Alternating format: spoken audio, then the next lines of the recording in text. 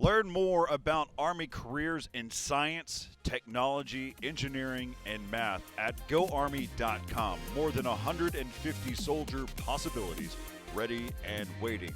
We're here at the Esports Stadium, Arlington. I'm Corey Dunn. I'm joined here with Jonathan O as we head into our last matchup of the night. Here in Group D, we've already seen one team advance, and that is the team being Kennesaw. Kennesaw had such a really good game. It was fun to watch, seeing a lot of them come out of the woodwork and making some really great plays. But now it takes us back to our very first matchup where we saw it 16-8 in favor of LSU on Mirage. We are now in the best of three. Everything has been completely reset. That match does not matter anymore. They're both back in the loser bracket round and the finals, and now we'll see who is going to go home and who is going to advance. John, as we take a look at this matchup coming up here in a moment, what do you think? What do you feel between these two? Well, I think that UAH got a little bit blindsided by LSU there. I think LSU came out a lot hotter than they had expected, and they were landing some ridiculous shots. So even though it says 16-8 in favor of LSU, I think the series will actually be a little bit more competitive than that. Just given that UAH has had some time to sit down, get their composure back, and they has also got to see how LSU plays a little bit more in-depthly against Kennesaw. And also some things to make note here. LSU banned the exact same maps versus UAH as they did through Kennesaw, Dust 2, Inferno, and Vertigo. So I will be curious to see how those shake up and to see if maybe that UAH wants to take their chances over to Overpass. But I think there's a lot that can happen in this series.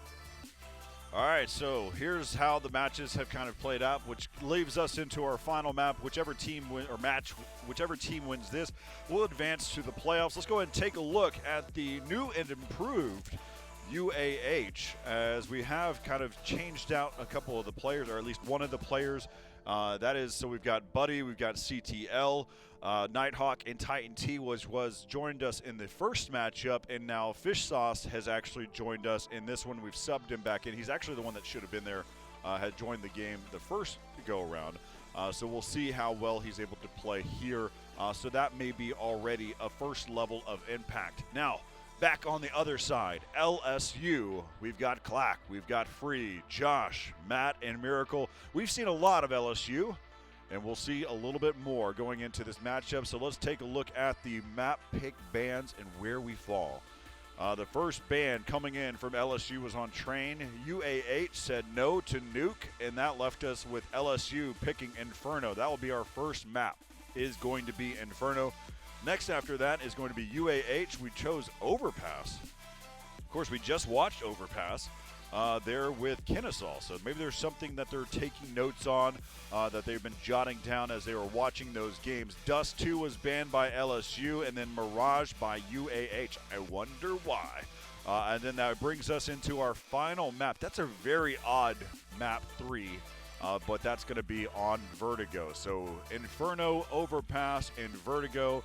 How do these kind of look to you, Jono? How does this shape out for these two teams? This is really strange to me because if we look at these bans, the Nuke is the only common denominator for UAH. They banned Mirage, which they played against them on LSU, and then they picked Overpass, which was their second ban last time. So I'm not sure if this is a counter strategy from them looking, as you even mentioned, if Vertigo being the last map is, I don't know really how many ever times you see that as the decider. It's almost like this series is flipped in a sense of Inferno's first and Vertigo's last. You normally see Vertigo, I think, at the more beginning of this series to try to maybe shake things up at the beginning, but shaking them up at the end is interesting to me. So as we look at Inferno, I think that'll be a good tale of how this series might go. Next being Overpass, and we go there, like you said, we saw LSU there. They had a pretty solid performance, even though they fell 13-16. I really don't know what to make of this. It's kind of confusing to me. Yeah, so looking from through my lens, I think LSU having a map like Inferno, the way that their play style works out, I think it makes sense. So I'll kind of anticipate LSU to have a very strong map. Of course, I have not had the chance to see what Fish Sauce can do and how he can make an impact in the game. So we'll be paying attention to that through and throughout as well. The Overpass pick, I think that, if you're really kind of paying attention to what we were seeing from LSU, I think really the only thing you can take note of is just the counter tears and how their like tactics were.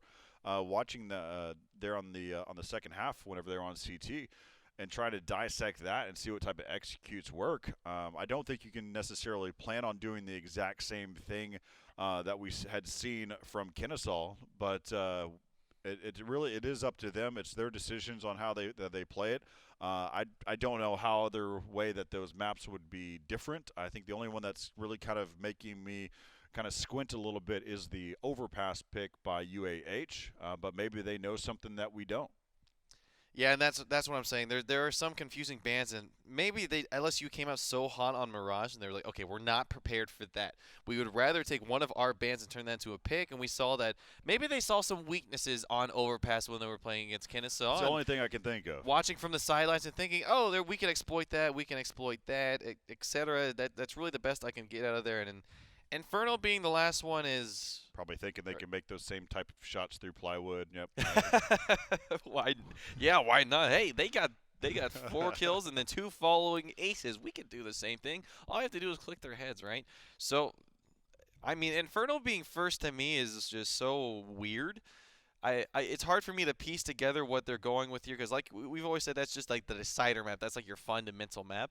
I feel like once you look at Inferno being first, that tells so much of how a team will play and see what that'll very clearly show what some of their weaknesses are, but will show a lot of their strengths. So I think after we see who wins Inferno, I think if it's decisive enough, we should know who's going to win Overpass. Yep. All right, just waiting for the players to join here in just a moment. We'll get things kicked off. For those of you that don't know, we've also partnered with Faceit to make this possible. We've been able to leverage a lot of their 128-tick servers as well as their anti-cheat. Huge shout out to NACCS for helping us through this whole process, validating the teams, and more importantly, helping us kind of administrate as we've gone through as well. So they've been a great partner through this whole process. Of course, none of this wouldn't be possible without the U.S. Army group as well helping us kind of put this together here. Of course, this is an idea that we wanted to do. The Army just backed us and made sure it was possible. So this is something that we want to do every fall and spring here at the Esports Stadium Arlington. The only difference is we don't want to have a COVID-19. We don't want to have a pandemic. We want to be able to do it here on land and getting all these teams to be able to play because there's no better feeling than playing on land. So Gonzo, you were just with us. You said the only tournament that you really played was at a classroom. Man, you're in for a treat whenever you play at a LAN event. There's no better feeling whenever you're playing on a main stage like this or playing on a LAN environment. It's just everything feels different. The mood, your camaraderie changes. And some people they shake under pressure, and others they strive. So that's what I'm looking forward to seeing some players up there on stage when the bright lights are flashing on them and what they expect out of it. I had my first opportunity to play actually on this very stage, and that was my very first LAN for Counter-Strike ever, namely because I haven't even put over 100 hours into the game. I'm still pretty, I want to say new to it, I just don't give it as much time of day as I really think I should. You watch a lot of Counter-Strike. I've probably watched thousands of hours of Counter-Strike, and I've just played significantly less, but I had the opportunity to play here at LANFest, is one of the events we hosted here. Yep. We made it to the finals of that event. Thank you to me very much for bottom-fragging on the team, as that's why we came in second, thanks to me. But I got to play on this stage, and I will say it was something else. Not the fact that even I cared about winning that much. I obviously wanted to, but it was just the fact of being on the stage, being able to feel the theatrics of everything, be able to yell and hear the other team yelling back, and just the energy going back and forth of whenever someone missed a shot and just yelling something at them, being funny, and just like you said, the whole environment, the whole atmosphere just gets your blood flowing unlike anything else. Being able to compete truly is something special at this level. So I so much look forward to in the fall when we're able to host these events and just do them year after year. As I think at this point I found that this is a game I'm absolutely passionate about on every level of the front. Well, something that I always go back to is whenever I try to put myself in everyone else's shoes whenever they went to their very first esports event ever. I went to mine in 2002 at the Dallas Hyatt Regency. Woo. And we saw these huge CRT monitors that were, yes, go ahead and tell me how old you were. So we had these huge CRT monitors that were sitting on these desks, and you hear all these different languages, from Mandarin to Swedish to, from Portuguese, all these different styles of play, yelling at yelling across the room in this hotel ballroom, and some of the top players in the world playing, and even I wasn't even competing, and I felt that mood, that tension in the room, and it was just so much fun, which then at that point got me to where I am today, where I wanted to be a commentator. And I hopped in it, and in 2004 did my very first shoutcast ever. That was very young, very skinny Corey back then, doing play-by-play. And that's what I look forward to, because hearing Gonzo just now kind of made me reminisce for a second, thinking about the fact that he's never really seen, or at least let me rephrase that, he's never played in a tournament like this or having something up on a big stage like this. And I want to be able to offer that to every collegiate team, getting the chance to see what it's like to play up on a big stage and being able to fill it out. Not an exhibition match. I feel for a lot of collegiate teams, you usually get your shot as an exhibition match, and that's just not right. You should have your own tournament, and that's what we want to be able to provide to everybody. Absolutely. So when you were talking about 2002 and I gave you a funny look, it wasn't because I was calculating my age. Sure. Hey, believe it or not, I was actually thinking about what my first esports event was, because now if we're trying to go down the memory route, I don't remember. I remember one of my earlier ones was when I was in high school. My junior year was 2011 MLG Dallas, and that's when League of Legends first made its mark, and that's one of my good friends at the time, Kobe24, had joined the cast, and he started commentating. And that's when he was, like I said, he was one of my good friends, and I, in a sense, looked up to him because he was always that really funny, charismatic person. Obviously, he's having a great career for himself on the League of Legends front, and I always looked at it as like, man, that seems like so much fun. I could just see how much he's enjoying it, and that's somewhere I want to be. But that's enough about the past, Corey. Let's talk about the present. MLG win, League of Legends win? Huh? When was that? Major League Gaming, League of Legends? 2011 or 2012. It was one of the two, MLG Dallas, but that's the past, Corey. It was 2012 because I was directing those shows. All right, so here we are. For League of Legends? Inferno. Yes. Holy cow. Corey and I were in the same place at the same time. As we are right now, because we are on map number 1 of this series, UAH versus LSU. We're on Inferno, the first map of these losers finals, and that is a nice headshot from Titan as Miracle tightens up the odds, and we are on board with Buddy now, who finds one, but they are flashing up this, or getting on site and getting the bomb down. It is a 2v3 in favor of LSU. Already starting off pretty well. They have the bomb down. They'll get some extra money going to the next round, and they're getting closer to that win as Nighthawk evens up the odds. One player is playing on site, and the other player playing in pit. Nighthawk trying to swing his way through. They saw the head, but crouching under, and CTL is going to find it, and he's going to find the second one. That's the first round of the board for UAH, and that's got to feel pretty good after you fell down to LSU previously. And already a good start for them. We'll have to see how much impact we see from Fish Sauce throughout the whole series. He replaced Big Dig, if I'm correct, or other way around. Yeah, I was not going to say it. I was so close, Corey. I was so close. You did. It's okay. All right. So UAH taking the pistol round on a good retake, but the bomb did get planted by LSU. They're going to go ahead and save a little bit here, so we'll expect a third round buy coming in. Now you've got the bomb carrier heading here through the apartments. They're going to be challenged here by Fish Sauce. He's got the MP9. And there they come, Molly out. That's going to pick up one with the nade. That nade cooked a little longer. I didn't expect it to blow up then. And there you go, free. With the help of Clack, that flashbang popped out. Now Titan T on the flank as he finds Matt. No, nice headshot onto Josh. Is he going to play this game of whack-a-mole for a little bit longer? We'll find out. No, he will not, as Free gets his third one. And now finally Free has been taken out of the round, and Clack is just going out. He's feeling himself right now. He's challenging it. He doesn't have to, but here comes the FAMAS, and Nighthawk picks up that kill, and he goes in for the defuse with the kit, and another round coming in for UAH. But, man, the damage has been done there by LSU, and we'll expect a really, really nice third round bye. Yeah, great point there. Even though I think Clark got a little bit aggressive at the end there, could have played a little more defensively.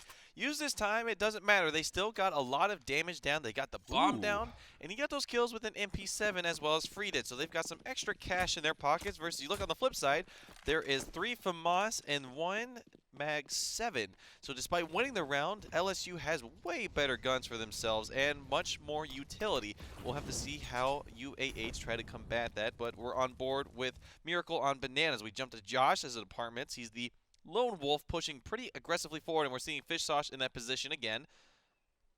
Yeah, pretty common angle that you'll see coming from those that watch over the A-bomb site. Pop flash coming in. Great job by Buddy setting up his teammate. And so you can tell, Fish Sauce coming directly into this game. We didn't see him in map number 1 in the first best-of-1 series.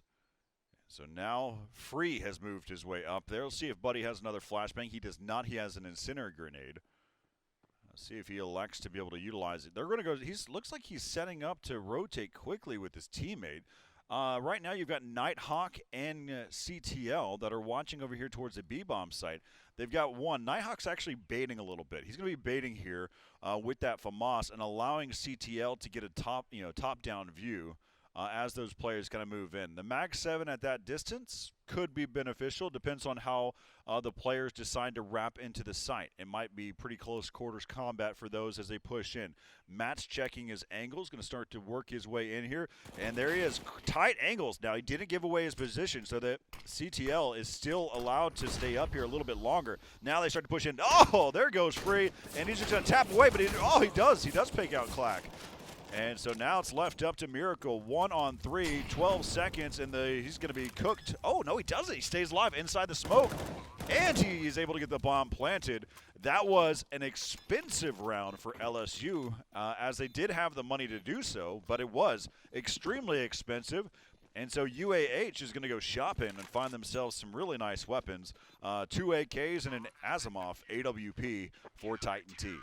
Yeah, and I really like that term, Corey. I was even going to call it out. Is when you ever, sure, it's great to get the bomb down in that sense, but it's also even better to make sure your teammates, or excuse me, your opponents aren't able to walk away with everything under the sun. And so getting the bomb down in that sense and immediately falling, like you said, they got the opportunity to go shopping. They picked up the AKs. They picked up the AWP. They even picked up a little extra utility for themselves. So despite having not a great buy that last round and not great economy, they have got much better standings now as we see LSU is forced into this round. They had the money to do so, and respectively so, they could have everything they need to make this round a win for themselves. So this will be the round that can make or break LSU moving forward, and now we see the AWP sitting onto Fish Sauce. See if you can watch this main choke point inside of mid. Still has yet to be challenged. Now, of course, if I remember correctly, the AWP when we were on Mirage with UAH was CTL. So now that we're seeing on Fish Sauce, that is a pretty big jump there. The new guy coming in is also the Opper. Yeah, again, one of the ways that we have to kind of share that is he is new in terms of this tournament, swapping out. Or at least this bracket. Correct. Yeah. So originally they were playing with the sub, and that being Dig Big. So Fish Sauce is one of the main players here. Of course, he was trying to make his way. This is, again, I appreciate all the collegiate teams trying to make this tournament work for them. And Fish Sauce with the first AWP shot there. He's going to try to see if he can watch this cross point here. And creeping is going to be free. That was an easy one. A little freebie action. And now Clack taking down Titan T inside the site. Ooh, just barely missing that op shot. The bomb is getting planted by Clack inside the site. A quick rotate. They're not taking any chances. They're already inside of the bomb site, and they're going to split this up. They've got all 3 positions to come in to this bomb site. Clack is watching over there towards the apartments. He gives away his position for a second. There goes one. Now he's going to see if he can peek over the top. He does. Headshot. 1-on-1. And he's challenging it. AWP right here. This is the battle that you want. And he peeks out. Glock coming out. And Fish Sauce with a jumping USP headshot. And UAH taking another round 4-0. But Clack so close to picking up 4 kills in the round. And it's just not enough as LSU is now down by 4. I don't think that jump was on purpose either. I think he got a little bit excited, maybe using the mouse wheel to jump, and finger slowed over a little bit too far, jumping, but finding the headshot regardless. So it's not a deagle and it's not a jumping deagle, but it was a jumping USP, and that's enough to close out the round. So 4-0 in the favor of UAH. And now, once again, since they had so much success in that round, LSU able to buy guns again and have utility again. So if you're UAH, you're trying to stack your economy where you can, but you're constantly having to fight against these rifles of LSU. CTL now, he's sitting on the B bomb site, starting to push a little bit towards Banana. Gets a flash for his teammates. He's going to poke out. He's going to see one. He's going to see two. He's able to find them. And then Joshny is completely flashed. Nice utility. Nighthawk. Nice teamwork there from Nighthawk. And that is going to get 2 on the board for them. Nighthawk's asking, emotionally speaking, for that M4 as CTL's on 1 HP. The op shot missing there by Fish Sauce. He's going to backtrack, allow his teammate Buddy.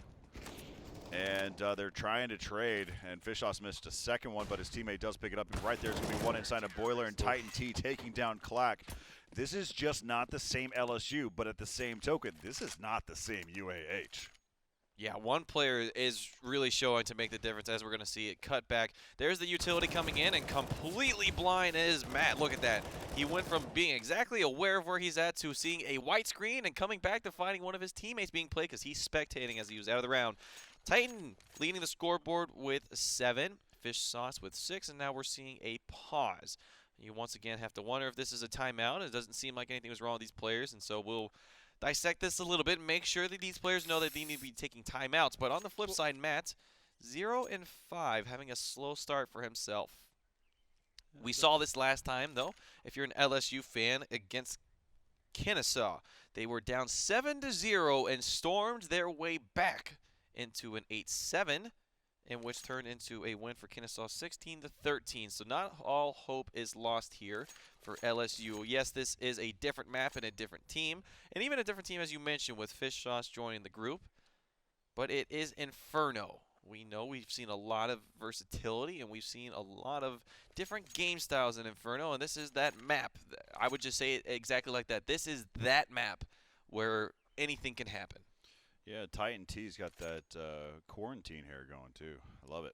Oh, I've got that going too. If I didn't have this headset on, my hair would be double in size, which I'm glad that these headsets are the way they are, not just the ones around the ear. My spikes are like 15 feet in the air right now. Wow, you must be a giant then. Yeah. We're getting taller every day. One day you said we're 7 feet. Yesterday you said I was 7'6", and now you're 15 feet. My hair is. Oh, well, okay. I'm like Marge Simpson, for those that don't know that reference. All right, 5-0.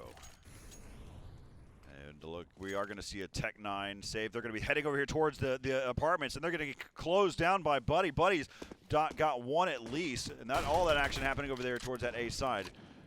And now they've been able to take over the bomb site. Bomb has gotten planted. That's a successful round so far for LSU. So now we're on board here. You see Nighthawk. He's checking his angles, and there is going to be one. Oh, he does. He does spot one in Boiler there. Like his instinct had him to push over, but he was able to find one. Now it's down to Clack. And Clack will be taken out 6-0. Where's LSU at? Oh, they're on the screen, Corey. It's just where are they in the server is the question next. Once again, as we mentioned during that pause time, we saw that it was a 7-0 in the favor of Kennesaw. Now it's a 6-0. We're starting to see a repeat performance of that. Now the money's looking pretty good on the side of UAH. So one round win for LSU is going to have to turn into multiple rifle battles if they want to start swinging in favor. And we know they're capable of doing it. We saw it before. And now it's the fight on towards Banana. We're seeing a lot of fire damage started this round for both teams here. Fish Sauce getting very aggressive with the AWP. He saw him, reacted just a hair too late, and that's going to reveal that he is there. And he's just going to shoot through the smoke, and Miracle being caught at the wrong place at the wrong time wishes that he could take that one back. No, that's great. That's a sign of a good opper, still making the shot, knowing your angles, relying on it, and just taking the shot because it doesn't make a difference. They won't pressure you. You have a teammate right there. Titan T getting pressured out. Clack doing a good job as well, baiting out his own shot. And there's going to be a smoke. It's going to smoke off there towards the apartments. Buddy throwing a deep flash, trying to help him out, allowing his teammate to get in there. CTL up on top of Bombbox. And Clack with a running AWP shot. Clack's definitely starting to look like he's getting back some of that form that we saw on Fishsauce Mirage. wanting that shot. He still wants that shot. So close. So close. And now it is a 2v3 for the retake. Free is on 8 HP, and it's not looking great as far as their health, but they've got the bomb planted if they've got the time in their favor. So Clay's holding from Coldzera, and he's not going to be found, and he's actually going to find the end of the round. And there we go, 6-1. Behind a 4K of Clack, doing it all for his team. And I think I said Clake somewhere in there, but we're in round number 8. And that rhymes with Clake, so that's why I said it, Corey. Sure. 6-1. Clack, yeah, as you mentioned, I mean, he's done pretty well. Matt, 0-6. They need to continue to find some openings, and they can start to bring some rounds together. I mean, we saw them do that against Kennesaw. So the Mag 7 out here for CTL. We've seen what kind of damage he can do with it. And he pushes through the through that flash and smoke, and Miracle takes complete advantage of a great pop flash there for his teammate from Clack. Look at this rotate, look at mid. Oh my, they gave up the other side of mid, and Free is going, wait a minute. And so now Josh has pulled him, and he's going to continue to push up, and that's a running AK, no respect. And left up to Buddy. Buddy 1-on-4. And looking over at the economy right now, that's going to be a 2-round bonus coming in for UAH. We're going to see a save come in here after this one. So Nighthawk, he's got $1,800. Titan T at $350. Buddy just looking for some exits. Trying to take away some of the more expensive weapons, but of course you've got Josh who's cleared out Banana already. He's made that call out, so there's no reason for them to actually exit here. Looks like they've got one player that's made his way. That's Miracle, who's going to try to stay alive in this corner. He will. And so this round is going to LSU. 2 rounds in a row. Let's see if they can pick up a third. Here's Josh as we take another look. This is pretty earlier whenever we switch back over to Miracle. And Nade's coming in across, and there's that shot again from Josh, picking off as they were trying to rotate around. So 6-2. Good round coming in for LSU. But it all started from that pop flash from Clack, where Miracle picked up 2 entry kills. I think they weren't entry kills. They were he just picked up the initial 2. I think that's the name of the game right now, Corey, is that this utility is pretty much winning the rounds, as we saw on the flip side for UAH, where we saw Nighthawk flashing his teammate in, able to find 2 onto Banana. That closed out the round. Now getting a little bit too forward, and nice control there from Matt. That's going to feel good. That, I believe, is his first kill on the board. Yeah, so you got some players that are going to be lurking here inside of the A bomb site. You've got one player who's going to be the tripwire. That's going to be Nighthawk. So Nighthawk is just challenging, peeking with his deagle, and all the timing, Clack. He pulls away, and so now Nighthawk is actually supported by Buddy here. Flashbangs coming over the top. See, why this is working is because they're able to bait it out a little bit. And Nighthawk, he's spamming through, and now they're going to start to push inside the site. Fish Sauce is going to come into play later on in this round. Just be on the lookout for him. But he might not even matter, as players are dropping like flies from LSU. And there it goes. Fish Sauce actually decides to peek out because he thought the same thing. Bomb is starting to still work. They're still fighting here towards the A bomb site. Titan T and Buddy are inside the site, and the bomb planter goes down. Clack 1-on-1. USP in the hand. No body armor, no head armor coming in for Titan T, but there is 15 seconds left here in the round. He's got the bomb down right there on the default position, and Clack 78 HP, and see what he can do. He's going to peek around the corner, and he's going to be right there. 6 seconds, and oh my goodness, that was close as Clack lives with just a sliver of health, and now it's 6-3. So 3 rounds in a row coming in for LSU. Oh, that was scary. I think all of these matches against LSU, I feel like anytime we see pistols, it just seems like there is always a chance for either team. But 6-3 is the score line now, as Clack's not able to find the cross, but he will see 2 running across as they throw down that Molotov and try to get some control of apartments. Free making his way up to the balcony and jumping in. He's going to find one in Titan, and he's going to lose that battle, followed by Josh trying to avenge his teammate. But he is out of there and free. 4v5 now, as we see 3 members on that A site. Now it's down to 2, and he's going to get burned a little bit, but he's taking 1 for 1. They're actually onto the banana side. They've gone spawn now. Matt's going to throw down. No, he's not. They're going to just run to the side. He sees the head. He saw him. He saw him, but he didn't call him out. That's going to be his demise as the team's starting to way back. And Bananas retreating as Josh has found himself getting flanked. And that is going to open up. Oh, man, fish sauce. What a good control there. Nice rotation into Pop Dog. Excuse me, Pop Dog. I'm thinking we're on the wrong map. Onto Boiler. Starting off with 1 kill turned into 3, as is 7-3 now for UAH. University of Alabama in Huntsville. As you see, one more again. Fish sauce coming in, finding 1, finding 2, and finding 3, closing out the round for his team. Now he's got the AWP in his hands. Let's see what he can do with it as we see Free and the rest of his team running down Banana. There's no utility in the way to stop them, but now there is a Molotov. Grenade's going to go out. It doesn't do too much damage, but they're still biding their time with its utility. The smoke's going to put out the fire, and they're going to run in. They are all blind, and Nighthawk's jumping. He's completely blind. He doesn't see the one in front of him. And now they're on the site. The bomb is down. They're going to start planning, and the rotation's coming in. They're getting swarmed, and it's only 3 players to go against 4 of UAH. Man, that's tough. Nighthawk could have done so much damage. Great peek out by Miracle after his teammate Clack, who was boosted on top, got taken out. He then pushed down. Titan T forcing the hand of Free. And Miracle trading out here, and then Titan T winning these gunfights. Great job by Titan T to wrap up this round, getting the defuse 8-3. But it was an interesting bout back and forth. But Titan T playing it well in the end. Forcing the hand of Free, pushing him out of that corner with the incendiary grenade, and then taking down Miracle, who just got into a gunfight. 5-round lead for UAH. And looking on the other side, you can see full nade sets, AKs, except for Free, who has a Tech 9. We should expect a late round push. Maybe not. It looks like right now they're setting up for the default, and they're going to get shot. Oh, nope. That was I'm with you there. That was Titan T, who's on the other side on top of awning. I thought he was in the hallway based off of the UI. I did that exact thing yesterday. Buddy is right there as well.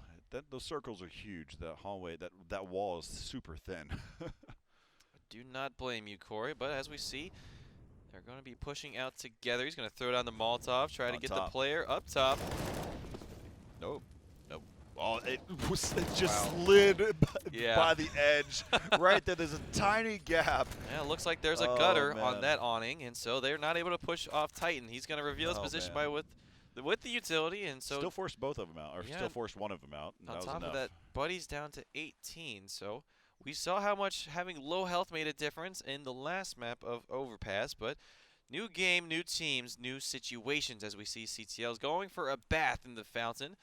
Not going to expect him there, as now the hit's coming through. The utility's going out. They're covering their faces from the flashes, and now they're running in. Nighthawk's completely blind, and they can't find him behind the fountain as Clack takes out his teammate, and that closes it out. CTL and Nighthawk able to do it all. 9-3 in favor of UAH.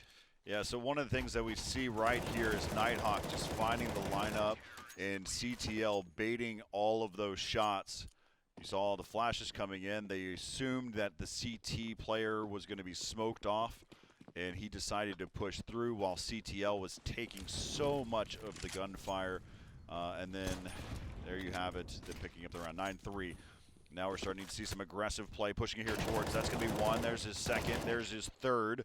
As now it's left up to Clack Bomb Carrier, and that will be 4.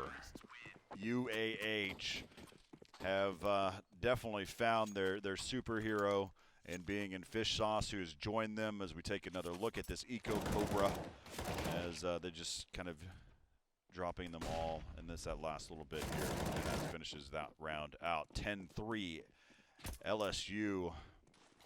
I don't know, this is not the same LSU now. There is something about it. There could be a line of fatigue because they have been playing non-stop since we started today at 6 p.m. Central Time. That is absolutely correct. And so that is about 3 hours ago is when they started playing their first match. And they obviously went the distance in the last series, so that's going to be tiring. But now they're on the site, and Free able to find one and gets picked up by Buddy, who is immediately fallen by Matt. So now the site is being planted towards apartments and pits. Now Fish Sauce is already throwing away the AWP because he wants that AK.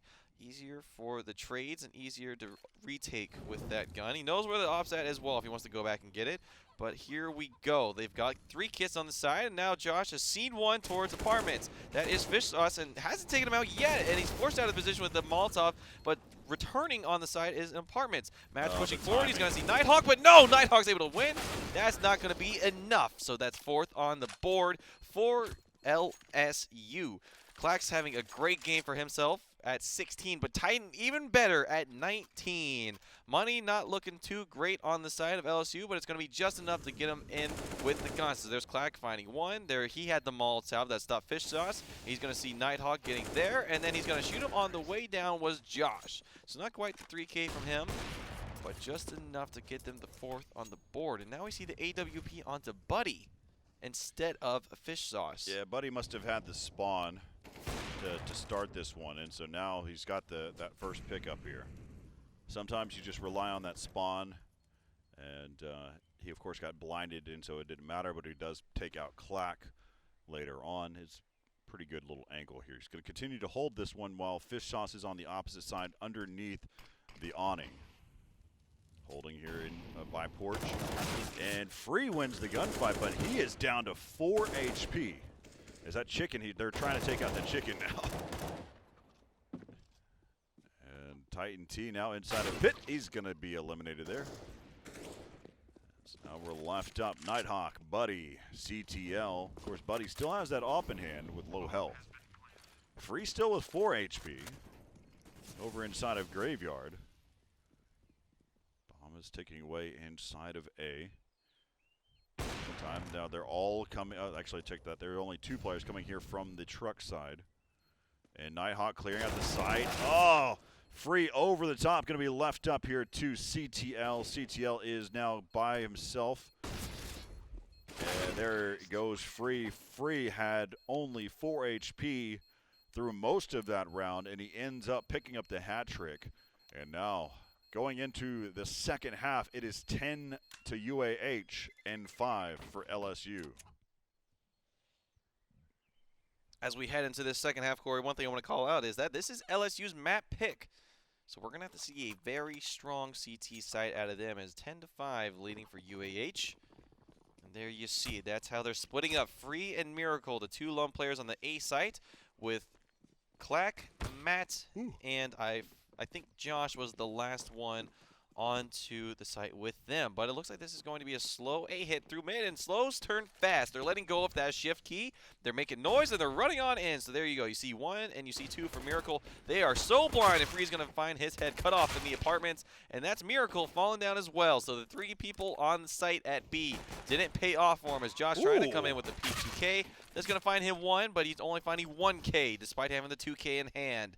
Now we have Clack, the man who's been doing all the work for him so far, and it's all up onto him. He's got the kit, so if you wanted to make this happen, that's a good start. It's a 1v3. Will be an insane clutch from him. But we've seen crazier things happen in this tournament, Corey. He's going to see another one. He had to get the instant headshot as the rest of the team collapses. Now that's 11 to 5 as Titan T picks up his 21st kill in the first map of this series. That was a good execute by UAH.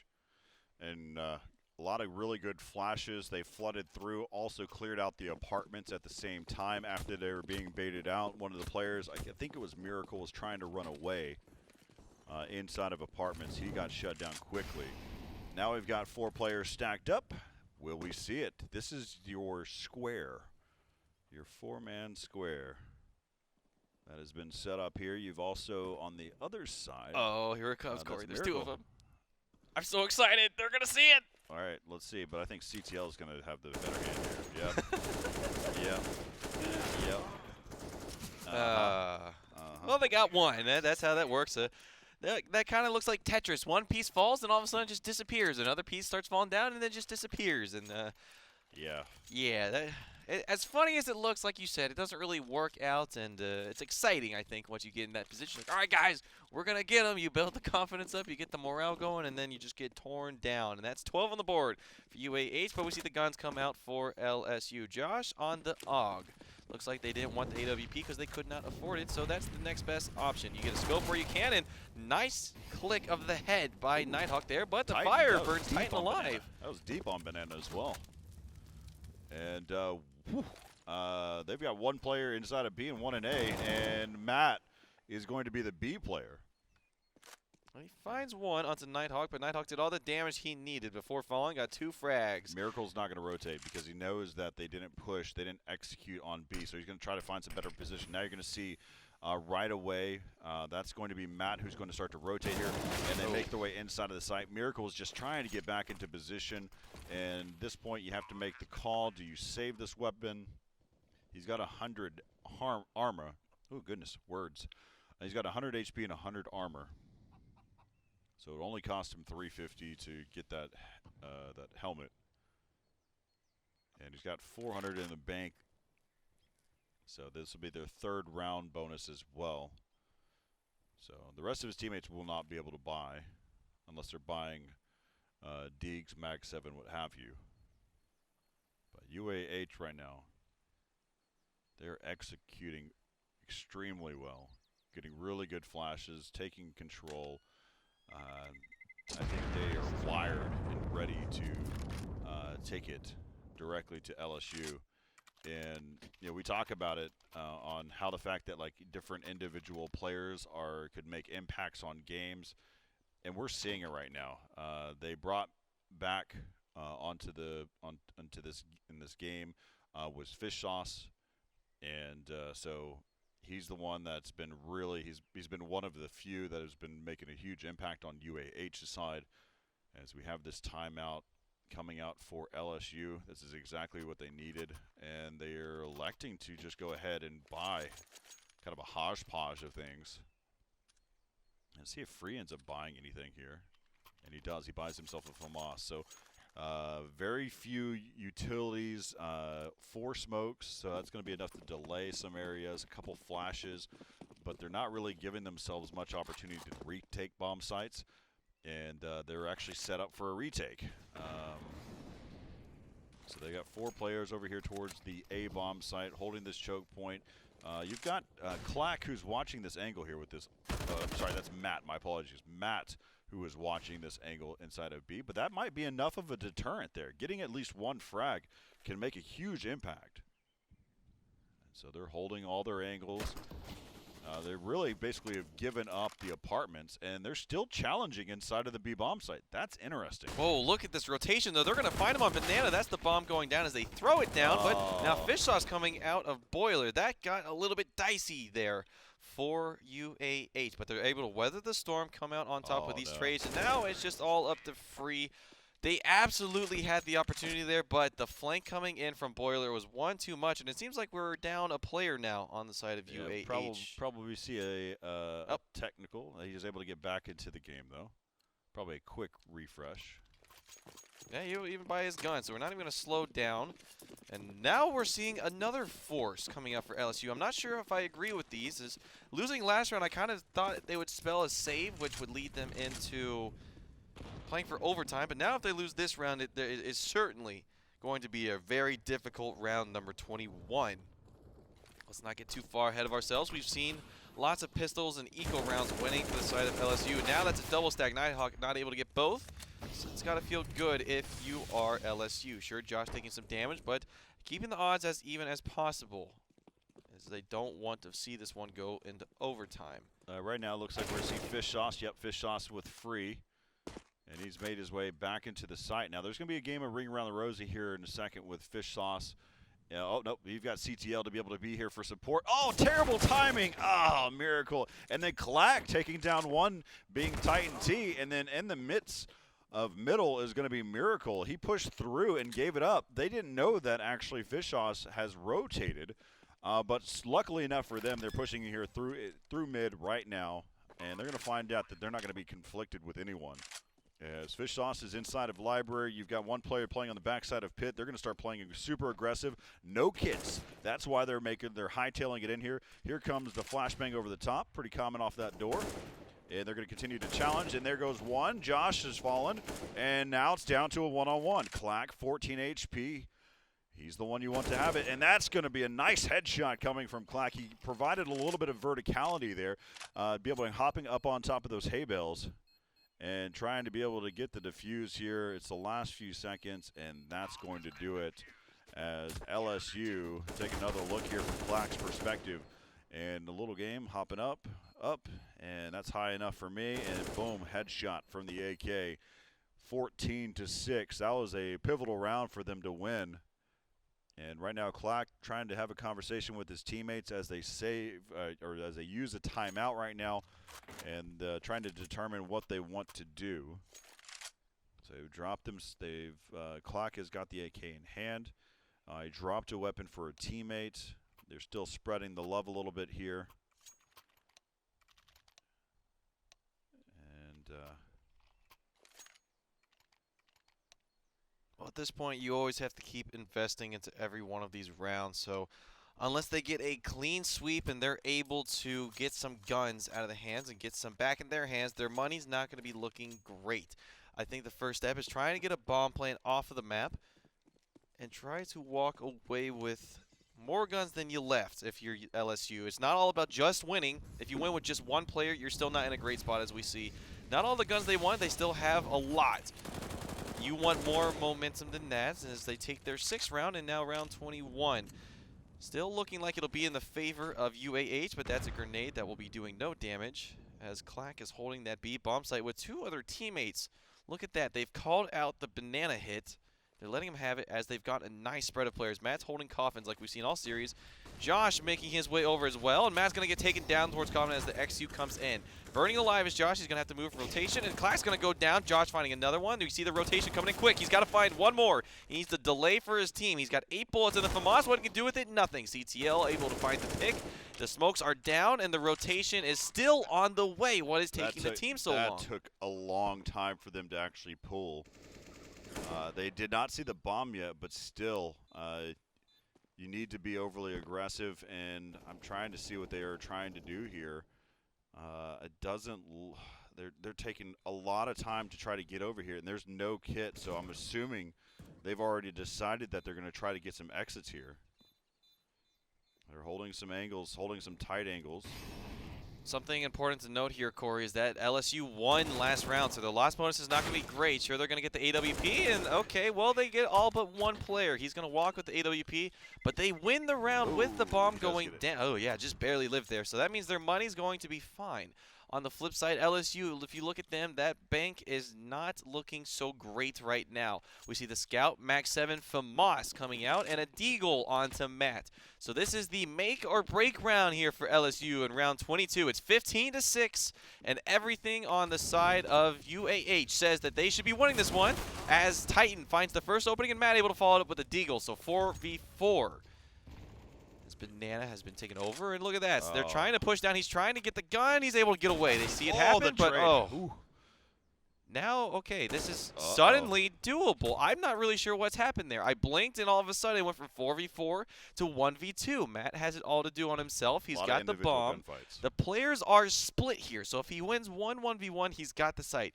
Obviously, he does not know that, but that is at least an advantage in his favor. He also has plenty of utility to work with, while the head armor and kits is not there. Post-plant on his nades. I highly doubt he'll use any of them here. To be able to execute into the site. He wants to be able to go in without creating any contest. He doesn't want to draw anybody over early. That's why you're seeing him take his time. He's got 50 seconds to play with here, so he has so much time to be able to clear out the site. And you've got a setup right now where Miracle and Matt are just setting and holding in position. Nighthawk about to see one, and that's the terrible angle to take as Nighthawk was becoming too comfortable in his own skin as he was working around through construction. And that is now 15-7. LSU, they've got a long, long road ahead of them. And again, just to mention, they not only need to win rounds, but they've got to start taking these guns out of the hands of UAH, and that's exactly what they did that last round. They got 2 AKs in their hands. Well, I guess what I meant by that was they need to walk away with more guns, because as we see on free, only with the 5.7. On the flip side, we're seeing an econ from UAH. This could be the beginning of a comeback. Once again, the point I'm trying to make there is, had they walked away with more guns, they could get certainly more momentum. As we've seen LSU struggling against eco rounds previously, trying to hold a little bit tighter this time around. There's only one smoke grenade, and that's on Nighthawk. I assume they'll use that to go on the CT. Yep, there it is, and now that should be the cue that they're going to go B. We see a smoke now going down to counter from Josh, and they're going to slowly approach. I have a feeling they're just going to run through it in about 3, 2, 1, and here they come. Let's see how they are able to hold. Matt able to find one off the beginning, and that's Josh picking up the other 2, but they're on the site now. That's going to give them some guns, and that's going to give them some time as the bomb's going down, and here comes the retake. We see 2 players coming from CT. We're going to see the catch onto, nice headshot, and that was on free. He had the 5.7, but keep in mind, there are 2 kits on Clack and to Miracle. They've got an M4 now onto Buddy. They know one is towards Banana. They don't know where the other one is at, and that is on the back of site. That is a Molotov that whips, but he's able to find one anyways. Miracle, he's got it all to do on himself now against this Scout. This is the make or break. He's got to start defusing soon. He's got to hold it, and the Scout, he's got to find the headshot. He doesn't find it, and that's the defuse. He's able to get it, but that is round 8 on the board. Such a close shot there from CTL, but not close enough, as we're going into another round for LSU, staying on the board. And let's check out that hole from Josh. He finds 1, he finds 2, and almost finds 3, as LSU hanging on by a thread. Yeah, watching what CTL was doing, he was trying to be a little cheeky with that Scout, spraying on the wall, causing some noise. Smart play by going for it. Pros don't fake. A classic one-liner. And you saw right there, CTL, all he had to do is, I say all. What he had to do it was get a headshot. And he couldn't rely just on the body shot unless he was ready to be able to trade. The bomb timer was already beyond the point of if he had a defuse kit, which of course he did. If he would have been able to pull him off of the bomb or take him out, which of course is what your goal was, he has to be fully execute on it. Now they're pushing in here towards the site. Nighthawk getting that one onto Josh. Matt is in construction, waiting for his teammates. They did take out CTL, so now it's down to a 4-on-4. This rotate is coming quick. No kits. 0. Zilch coming in for LSU. And Matt is already down and out of this round. Let's see. They've got a really good position. They've got great angles here on this post plant for UAH. It's going to come down to this flashbang over the top and see if they can be able to execute air by LSU. Fire. Oh, goodness gracious, as they've got left up to Miracle. He's the last man standing. No kit, no time, and that's going to do it. UAH taking map number 1, 16-8. Last time these two teams faced off against one another, it actually ended up in favor of LSU, and that was on Mirage. This time on DE Inferno, it goes to UAH. Wow. Funny enough, same score line too, yep. Corey. Same exact score line. I'm just going to write that down in my notes. It looks like you just did as well. So 16-8 on Inferno. That was a great showing. I think Fish Sauce absolutely being the difference there. They seemed like they played like a whole different level of confidence with him on the squad, him having on the AWP, or even just a supporter role in the back. Everyone seemed to come online in that round. CTL having a stand-up performance for himself, and Clack's going to be a little bit frustrated, I would think, after that. He had to do it all for his team, had the stand-up performance, and they just came just short of that one. But we're going to head on into Overpass coming up next, isn't that right? Yep, we're going to be heading over to Overpass here in just a moment. We'll take a quick break. We'll recap a little bit what happened before we hop into that one. These are quick turnarounds as we go from one game to another. UAH leads 1-0. We're heading into Overpass next. We'll be back in just a moment.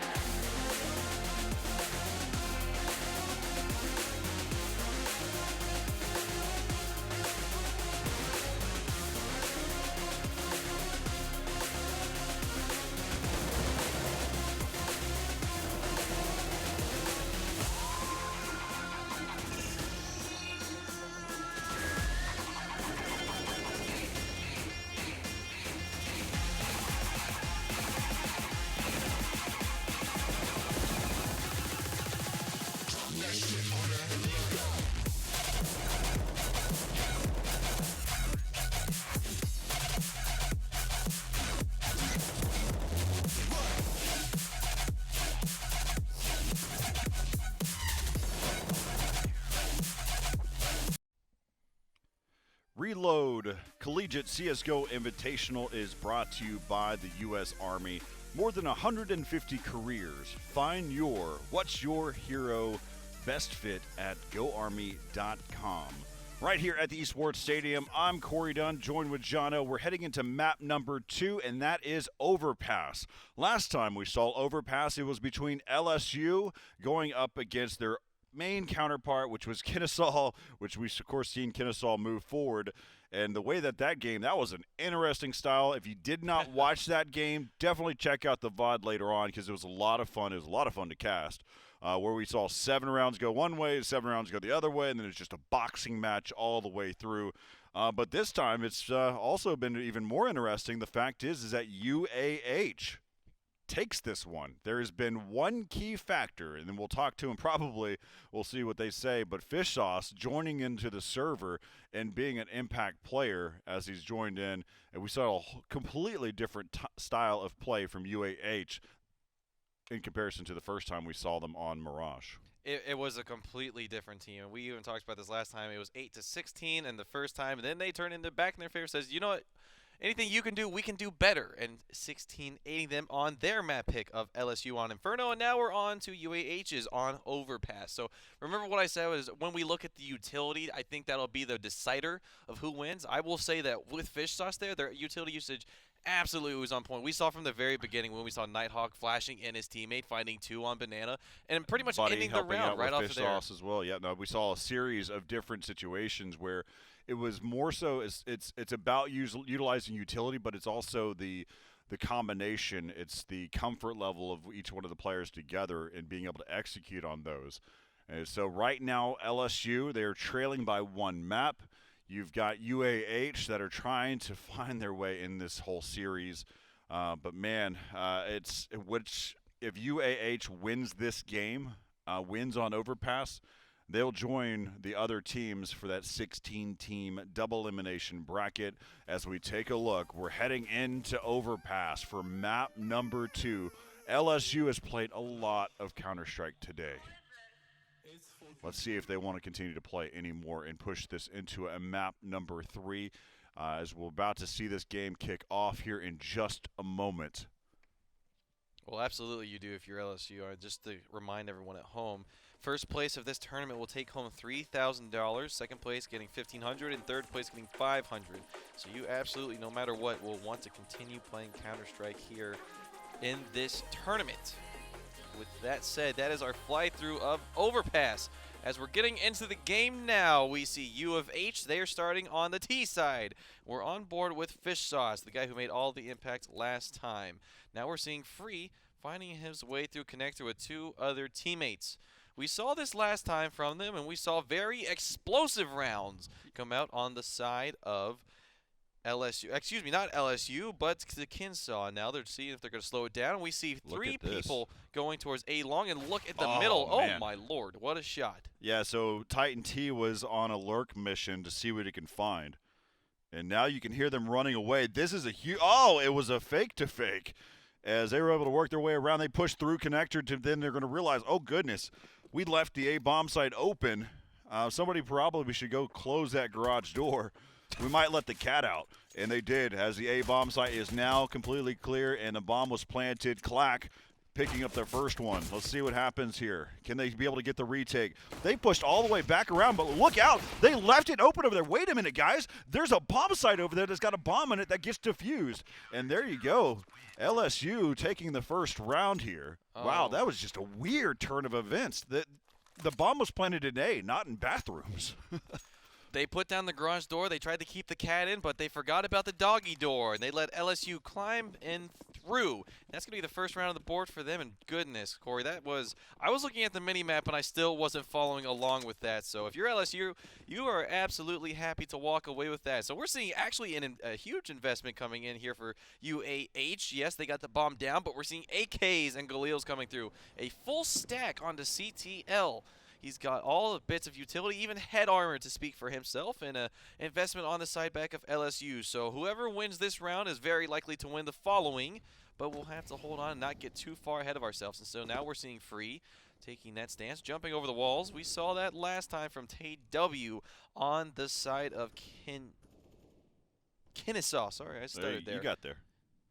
Not good with words, but I am good with numbers, and seeing that is 1 kill on the board for Matt over on the restroom side. And now we're jumping in with team on connector. They're trying to push on through, and that's going to be 1 for Fish Sauce. He's doing it all so far for his team. And now we're on with Free. He's got the FAMAS. He's able to find Titan. There's still 3 on the side, and the bomb's not going down yet. And Free finds Fish Sauce. CTL in return. The rest of the team falls as Buddy burns in the smoke, and that's round number 2 for LSU, getting these AKs for themselves. And Corey, exactly what you were talking about all throughout this tournament is in these kinds of rounds, you don't want to invest too much, because if the opposing team wins, they're going to walk with those AKs. And now look at the money on the side of UAH. Not great, and they're going to have to fight against these AKs in which they just donated to LSU. Yeah, Free and Clock both have themselves their own AKs. Let's see where this round starts off. Here comes the push, and Josh picking up 3. He gets himself a quick little hat trick, and his teammate picking up 1, and CTL going, I thought I had some teammates that were in the server with me, as now he's the LMS, and he was just holding this angle to see if he could get a rotate, and this is either one of those moments, either A, it's like, okay, it might be I should have rushed with you guys, or he's just, of course, out what the main call out was. So let's go ahead and switch back over here towards CTLs, because I thought I saw, yep, he did have a battle there with one player in through there. This is actually through the wood and in through the door, and there you go. Clack wins it. It's just a fight between the two. Look at the smile on his face. I bet he's doing that right now, isn't he? Grinning ear to ear. And here you go. You can see this is the execution. Josh picking up 1, 2, and 3. And Miracle was there with him as well. And then later on in the round, Clack having a little bout through the plank through the door. And in the end, they lost that. Here's that initial, slowing them down off the start. They had to use a smoke grenade, so that gave away their position. And they're not in even a better spot here, as now they've gotten super aggressive, and Clack right around the corner, but they don't know Matt's there. But Matt's thunder footing about. He's going to give away his spot, but he does take down another player. They're being Titan T.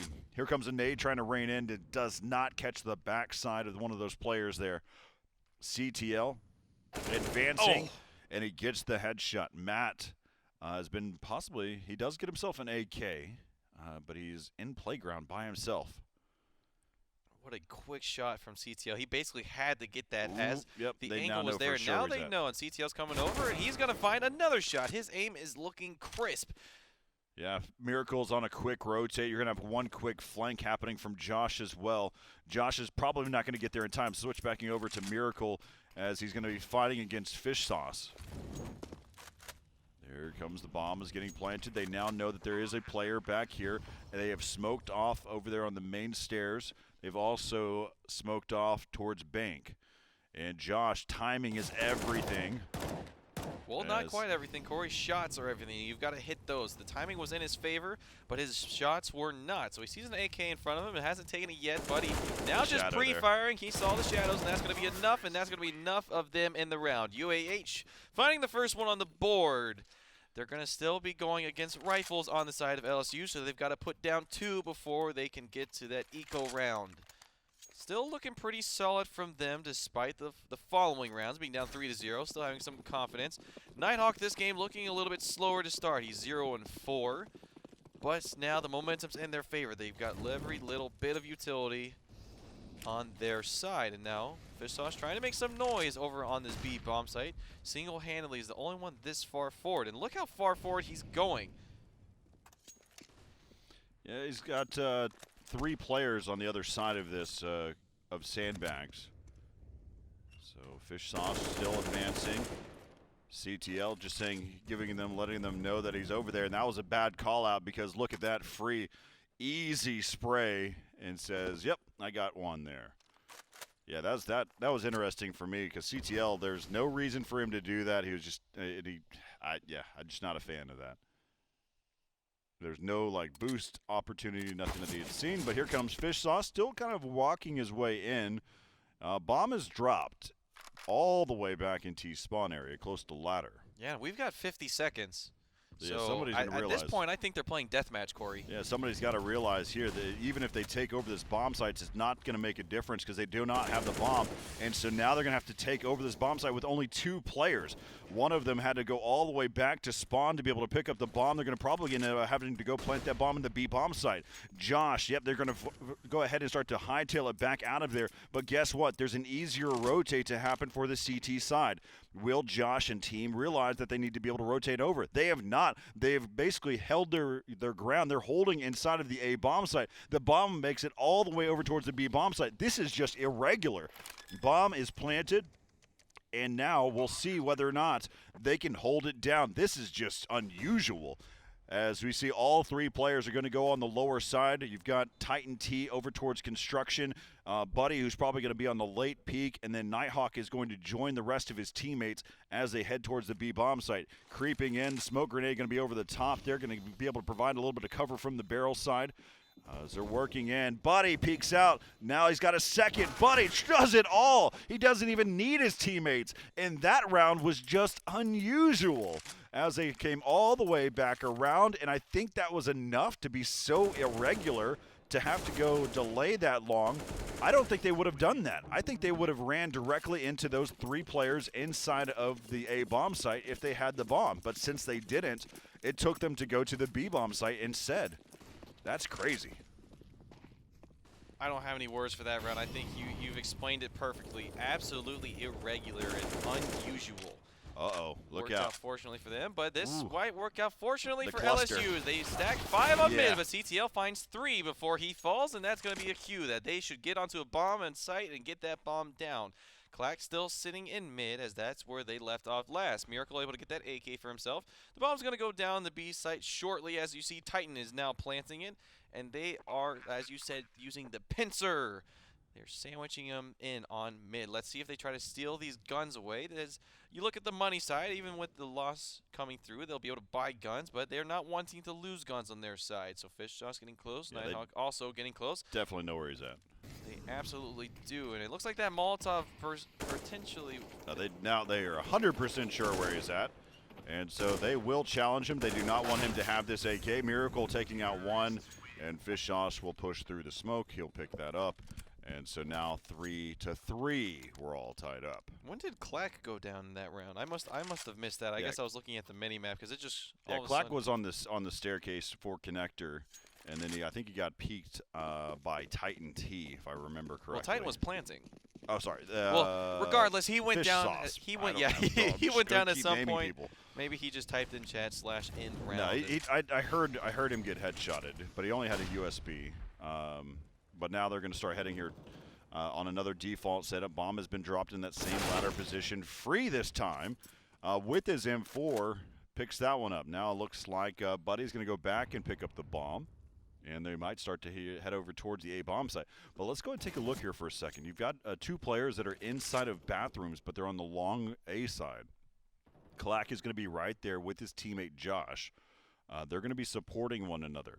Now if you hear Josh shoot at anybody, then you'll actually see Clack be able to be there for support. Bomb is down. He actually found the one. And now they're going to be able to smoke. Oh, and this is where you get caught utilizing utility. You don't have to do it right away. Let some time pass. The game of Counter-Strike is a game of tempo. And Clack almost tried a ninja vanish on that one. But he does get found by Titan T. And so Miracle's going to hold over here towards the B bomb side and allow his teammates to give him the heads up when he needs to rotate. And here comes the molly over the top. Free is right around the corner for Titan T, and he catches him. Another utility, caught with his pants down. And now it's left up with CTL. CTL down to a one-on-one now. No. As Miracle is going to be on the rotate. Bomb is going to be picked up.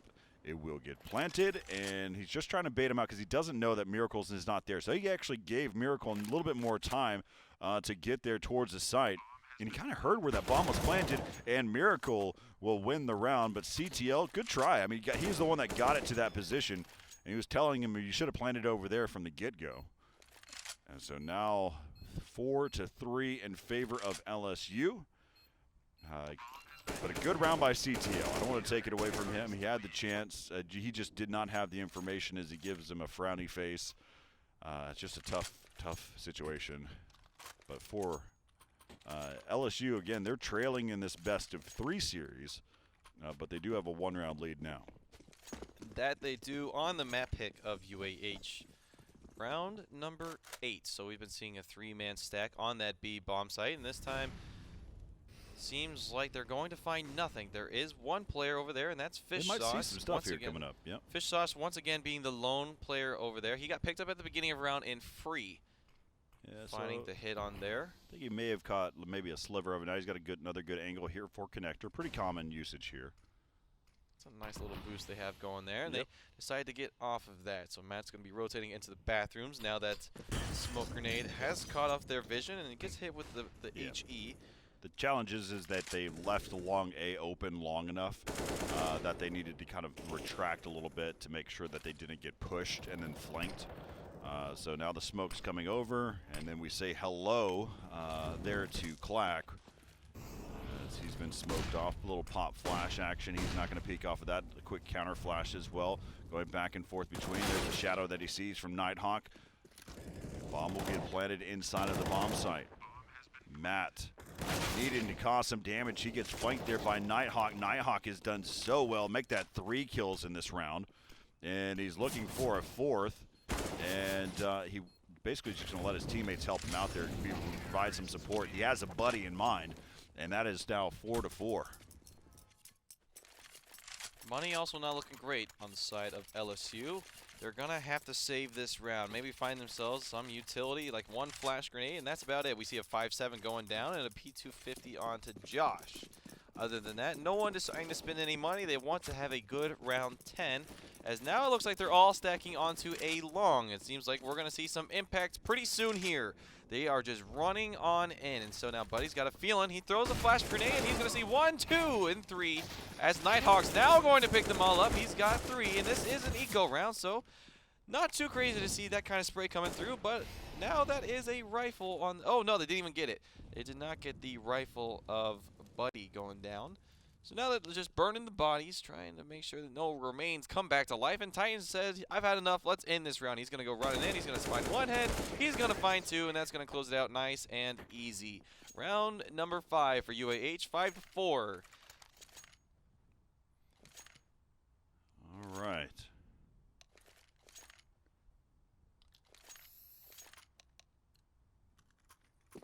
Let's see now. LSU, they've got themselves some rifles.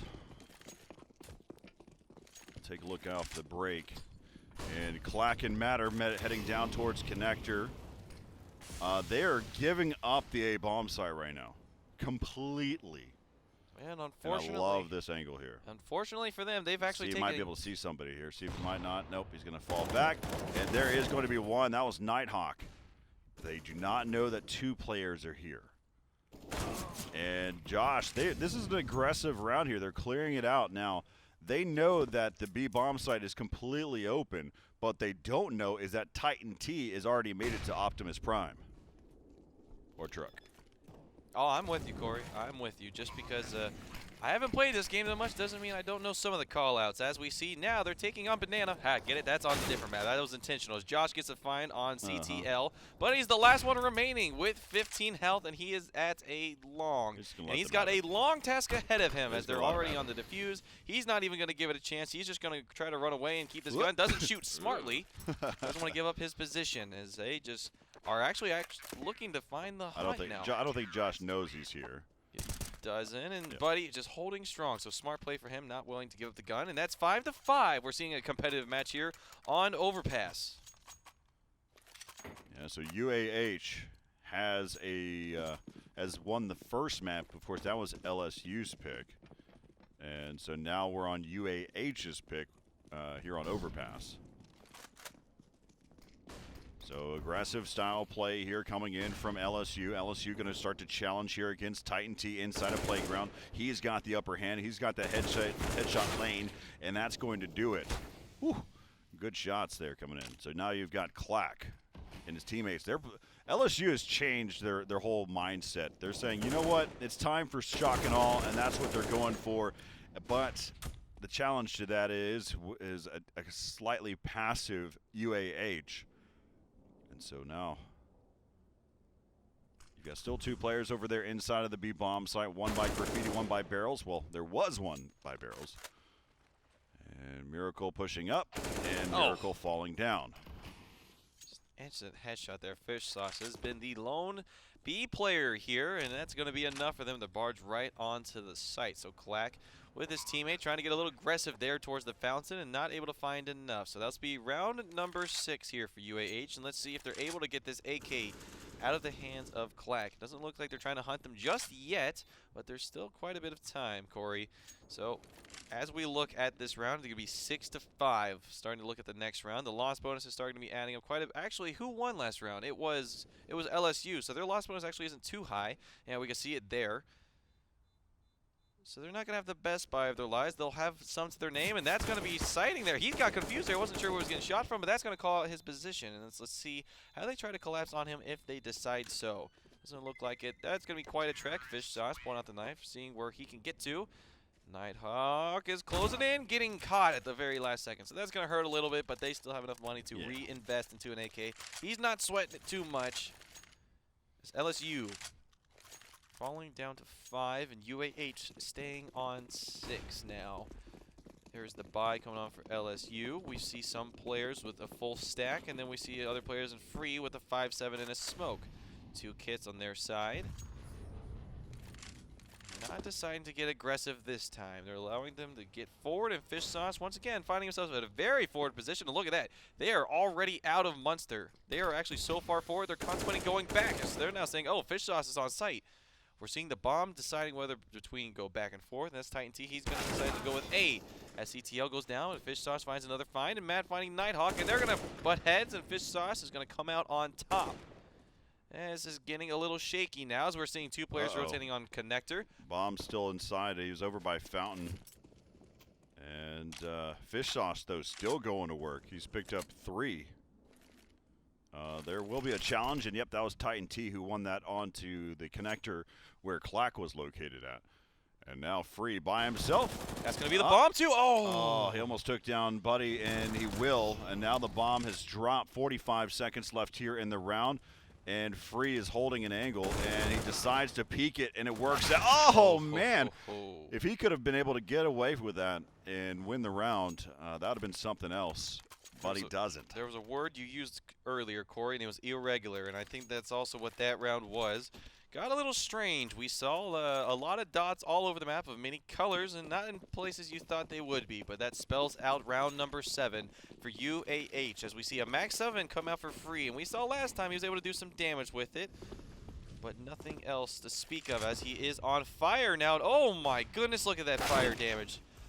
Ooh. Doesn't matter, the Fish Sauce just meets a Max 7 shot to the head. Finds himself a home in the Oh, water. absolutely.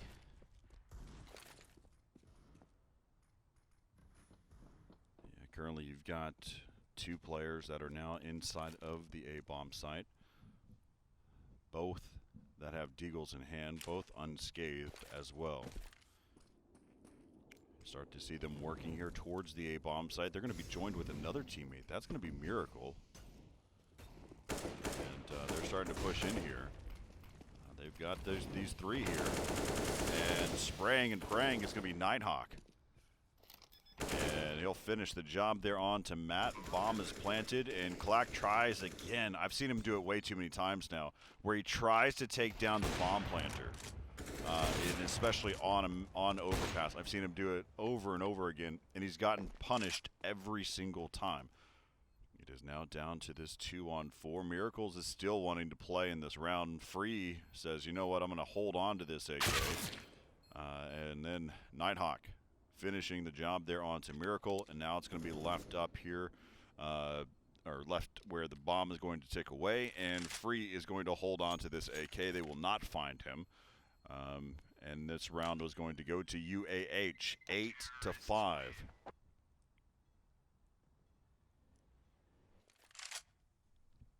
So Now, if you're LSU, you're looking at yourself thinking, all right, oh, look at that. As I was talking about it, they're taking a timeout. I was just about to say, they've got to figure something else out here. You don't want to see this round go any further than it needed to, because I believe on Inferno it was a 10-5 half. You're not wanting to find yourself in that same position, as history, as we know, repeats itself. You want to try and break it while you can. And look at the ADR there, 100 on the side of Free. That is quite a bit of damage. And if you look on the other side, you see it pretty well spread over the team. We see some pretty low numbers on the side of LSU. So good team performance here for UAH. As we head into round number 14, we've got guns and we've got an auto sniper onto Clack. I'm a little curious about that decision, but if he's got a plan in mind, we'll have to see how it unfolds, as the team is going to be. So he's not going to see anything here except for that Molotov on the ground. And boy, let me tell you, if he was at B with this auto sniper, he could have done immense amounts of damage. So just unfortunate that it fell. The cards fell. Yeah, but look at this boost that he had on the other side. Oh no, he fell. He's going to try again. Get up there. All right, you're up against there. You slid up against the wall. We're seeing this boost again.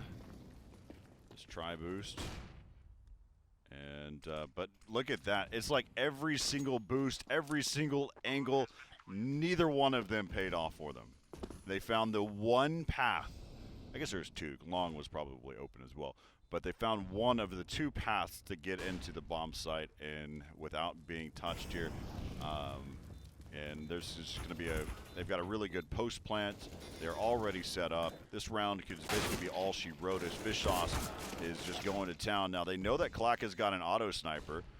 He should start to backtrack here, give up this round, save this auto sniper. That's an expensive weapon to play with. Matt is going to do the same. How much is an auto sniper? Isn't it like 4,900 or something? It's up there. Yeah, it's more. I think it's like, so it's 4,750 for an AWP. It's like maybe like somewhere in like the 5,200 off. Oh, it's that much? That shows how much I play with the sniper. I usually just stick with myself with the rifles, and I've actually never even used the auto sniper other than like gun round, like the gun battles. But as we get into this match, it's 9-5, and he's able to save that auto sniper, and they're able to get guns for themselves on the side of LSU. See if they both decide to do it as well. You can see that Clack elected to do this again. But they know he's got an auto sniper, so they're going to be very, very timid on this play style. Giving him absolutely nothing to work with, and that's Fish Sauce finding one, getting returned. Free going down as well on the B bump site, and that's going to cause an immediate rotation from both. One player, I guess Fish Sauce was with him as well, but so two players causing that much of a distraction to pull them away. And also to cause that much damage, that's just crazy. They fully spread out throughout the map. There's a minute left in this round. And you've got those two players that are on the A bomb site. Clack is thinking about it. He's going to go ahead and rotate back. He now realizes that the bomb has actually made its way over here. His teammate was suggesting a boost, and he did not see that player pass by, so they have no clue that he's there. They know one's right around the corner, so he's trying to set up his angle. There's the auto snipe taps, and there's some more taps coming in as he tried to take down the original bomb planter. And now Nighthawk on the rotate as well. They've got it is down to a 3-on-3. A lot of damage has been caused, and CTL says, well, all it takes is one.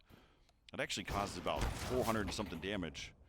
As now Josh, Josh getting his second one. Now it's left up to Titan T. And there goes who could have been a defuse. And Josh trying to slide in there in time. Does he have it? And he does. And that round will go to LSU. 9 for UAH, 6 for LSU. And this is going to be a long road ahead for LSU.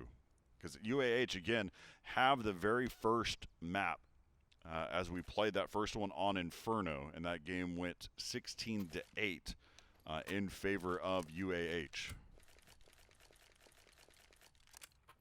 Pistol round now coming through is going to be a very important one, that of LSU. I would say here, for them to feel really good about the series and where it stands, they need to get the bomb down at the least. Try to get some of that momentum back in their favor. We know they're absolutely capable of it. We saw a nice scoreline for them on Mirage. Now it's a different team with Fish Sauce. He's been making a pretty big impact, and now Nighthawk playing barrels with Fish Sauce now swinging towards Monster. Sees nothing, and now he's just going to walk back. Oh my goodness, they're actually fully rotating. Do they have any inclination? Now they hear footsteps, they're running back into Monster. It looks like LSU is already coming out towards Monster, and now they're going to find Fish Sauce, who tried to rotate too early, stayed for half a second longer, and he would have known. So it's unfortunate timing. Now the bomb is going down. Nighthawk finding one nice pick, and at his back turn, thought there was a flashbang out, and now all of a sudden it is a 1v4. This seemed like such a good hold, and everyone collapsed on top of the bomb site. As I mentioned, they needed to get the pistol, and they needed to get the bomb down. They didn't get the pistol, but they at least got the bomb. So UAH going to get round number 10 on the board, and they're going to be happy with that, only losing one player in Fish Sauce, able to keep all of the armor on their side, and once again, LSU finding himself at a disadvantage early on Overpass. All right. These have been some tough matches. LSU has been playing Counter-Strike for a while now. We started off this day at 6 p.m. It is currently 9:47 here in the state of Texas, here at the Esports Stadium Arlington. They'll see them push up here. They're going to start to rush right directly into CTL, and CTL trying to get his fourth. He does, and his teammate was coming in. He wanted the knife. You saw his eyes were bug-eyed like a cartoon. He definitely was about to shoot his teammate. He's looking for the 6K potentially in this round. It's all on to Clack. Doesn't have the bomb, but he's running in like he does. He wants to find something, and he wants to shoot it. Look at the smile on his face. Tell me that's not a cold-blooded killer. CTL, it seems like he's also on the hunt. He wants the ace. I'm not sure if we've even seen one this round. Last time we saw Overpass, we saw many aces, so less this time, but UAH is going to walk away with their 11th, and boy, that has to feel so good for them. Invested fully into this round, and they're going to walk away with everything unless Clack is able to find something here. He's now being sneaky, finding his way back to the the B bomb site. He's not making any noise. They have no idea where he's at. It looks like the closest player he's going to run up to in just a moment is Fish Sauce, and he's got the MP7. That's going to close it out. So $600 in that pocket, and CTL also with $2,400 extra dollars from that SMG. That's got to feel good, but the AKs are going to come out now for the side of LSU. They've got all the utility. Let's see what their first gun round strategy will look like here in round number 18. They've got to pull a rabbit out of the hat on this one because the momentum is sliding in the favor of UAH as they won the first round, the first map, and on potential to knock out LSU. As a reminder, the winner of this match will move on into the playoffs taking place on May 5th. As CTL finds himself in a pretty forward position. Doesn't know that two players are behind here, but he's set to see one come out. He sees that, so he knows one person's there. So let's just hang on with him here. He gets flashed. They had an inclination. He was there, and it was almost not enough. But Matt able to take him out. CTL's position not able to pay off for him. And now they're finding themselves in a 3v5. Fish Sauce standing right behind the door. The MP7 great in those positions. Josh wants to shoot, and he does because Fish Sauce comes riding right on through, and it's 2v5. And look at this. They are going to run on into the site where they're going to meet Nighthawk. And on the A site is Titan. Nighthawk's got a big task ahead of himself. Sees one, not able to find him. Sees two, gets taken out. It is a 1v5 here for Titan. And it looks like he's on site already. So if he wants to try and take this, there's one. He's not going to find anything else. Would have been an insane retake. I would say near impossible. And that will close out round number 18. Nice find there from LSU. It seemed, I think, in my opinion, I would say, is I didn't see really a strategy come out for them, rather than we saw too much aggression on the side of UAH. We saw Fish Sauce pushing in through the middle door there, getting taken out. Matt was very far forward, or maybe not Matt, excuse me, it was CTL was very far forward, but regardless of that, UAH, they have guns in this round, and they've got a big one. They've got the AWP on the side of CTL going glass cannon, in fact. So this time we see them actually playing a little bit further back in this round. And so they were still playing the same tempo for LSU. They didn't see anybody decide to be aggressive this round. So still checking all of their angles. They have yet to find a place that they want to execute on. They open the door. Right around the corner is going to be Nighthawk. He's got himself a little S9. He's going to get dropped by Josh. closing that door. There's a window now inside of that door. And that's exactly what Fish Sauce is going to check out. I don't know if he saw his feet as he ran away, but we're starting to see them already early smoke off these angles. And I don't think that smoke would have helped him too much. As here comes the flashes and stuff. Oh no, CTL missing that first one. He picks up the second one though. And now they're starting to be able to challenge here inside of the site. There's going to be Buddy. Buddy's going to fall. There's a bunch of trades that are happening here in the bomb site, and it ends in a remaining of Fish Sauce in a 1v2. Bomb has not been planted. It is fallen on the ground there at the feet of Josh. Free, making a decision. He's probably told by his teammate, go ahead. He does have time. He can be able to get over there. He just has to be able to get this bomb planted. But the problem with this scenario is that Fish Sauce knows exactly what's up. He knows that he's going to have to get the bomb planted. Now we're going to see the quick rotate happen here from Fish Sauce. He's going to get the upper hand. He's going to check the angle. It's going to be able to force his hand, and he does. And Fish Sauce picks up the round with that M4 headshot. It was a tough play, but one of the things that you should have known, Free, is that would have been the first place that you should have been looking and holding that just based off of timing alone. And then later on, you could have started to check out over by Graffiti in that area. But no, he loses the battle against Fish Sauce, and so now it's 12-7 in favor of UAH. 4 rounds away from match point and pushing into that 16-team double elimination playoff bracket. Now we're seeing the Nova going on CTL. So we saw he likes playing very forward and aggressive. And I think with that gun, that's exactly what he wants to do. So there's one player in connector, and that is Josh. He might find himself in a bad time, and he sure does. And his own fire grenade does the damage to him, and that's a very easy pickup. Needless there from Josh. Took way too much damage there, and that shotgun just paid for itself. One click of the mouse. So now we see LSU falling back on that A site, and we see Free also getting picked up. So not a great start from them. Perhaps some frustration coming out on their side. Starting to crumble under the pressure that is of this map slowly coming to a close on their end. If they lose this round, the Moss bonus is in their favor, so they can have some money going into the next. Not great, but it is at least there. So they're going to find Fish Sauce holding this angle. They're not looking for him, and Kalak is able to find him. Took a little bit of a time, but now they find Titan T, and it's a 2v3. Uh-oh, look out for CTL on a quick little flank here, and Nighthawk is going to get right up in their face on this one, too. And Matt is going to fall left up to Kalak. Kalak is going to get hit from all different sides here. He does have time. He doesn't have to get the bomb planted right away. He can worry about his angles, but Nighthawk picking up that frag. 13-7 now. Yeah, one of the things to point out here is 3 players on the side of UAH able to walk away with guns, notably AK, so that's just going to make it even harder to break the economy of UAH. LSU now only sitting on the pistols. We're seeing Deagle, Tech 9, Glock, Deagle, and Glock on the side for them. Saving up money is Miracle at 2,900. Not a good flash grenade. Flashing your own team is never a good sign, but that was a great flash. And Matt able to find the kill and pick up his rifle for himself. He found that pick. That could have been an opening, but wait a second. They've got 3 on the site, and they've got the bomb going down. This is the exact round that they need. It's all to Buddy and CTL to try to keep the favor on their side. They don't have the information, and they don't have the kits. That's the important part. So if they want to make a move, they've got to start making it quick. Josh is finding himself in a forward position. Actually wins the fight against CTL with the Deagle. And now Buddy is going down. Corey, what we saw is ridiculous right there. I was just mentioning they've got to get the AKs out of the hand. And not only did they do that, but they got the bomb down. They took 3 rifles from the last round, and they win the round. So now it is 8-13. They're starting to climb back. Round number 22, and the money's not looking great here for UAH. They are now on the pistol side, and if you're LSU, you need to be careful. Just because it's pistols, you don't want to happen what you just did to the other team and lose these rifles and lose this round. CTL very far forward, gets picked by Clack. Now that's going to be their cue. They're going to run a long now, slowly pacing down. Josh finding himself in mid, doesn't see anything. You're on fire. Now, not this time. Not this time he's not on fire. But you see the rotation coming through. We see 1 player in restrooms, and then we see the other 2 on site.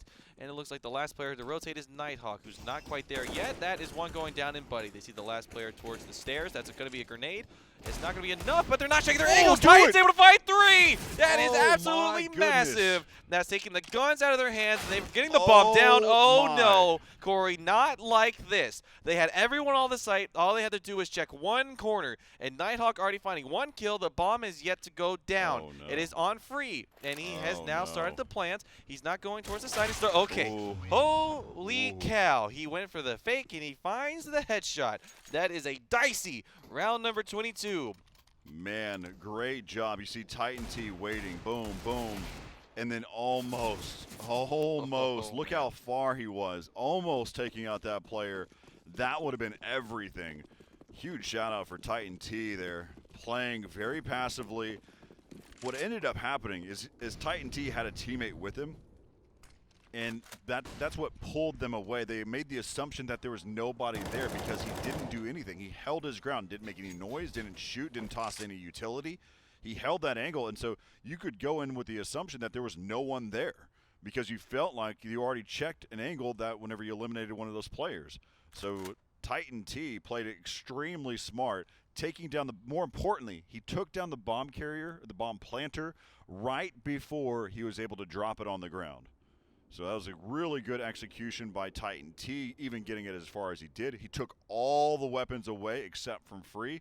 And so now we see what they can do here for LSU. They're going to try to be able to hit that bomb site again. And Fish Sauce won. He does get traded quickly by Matt.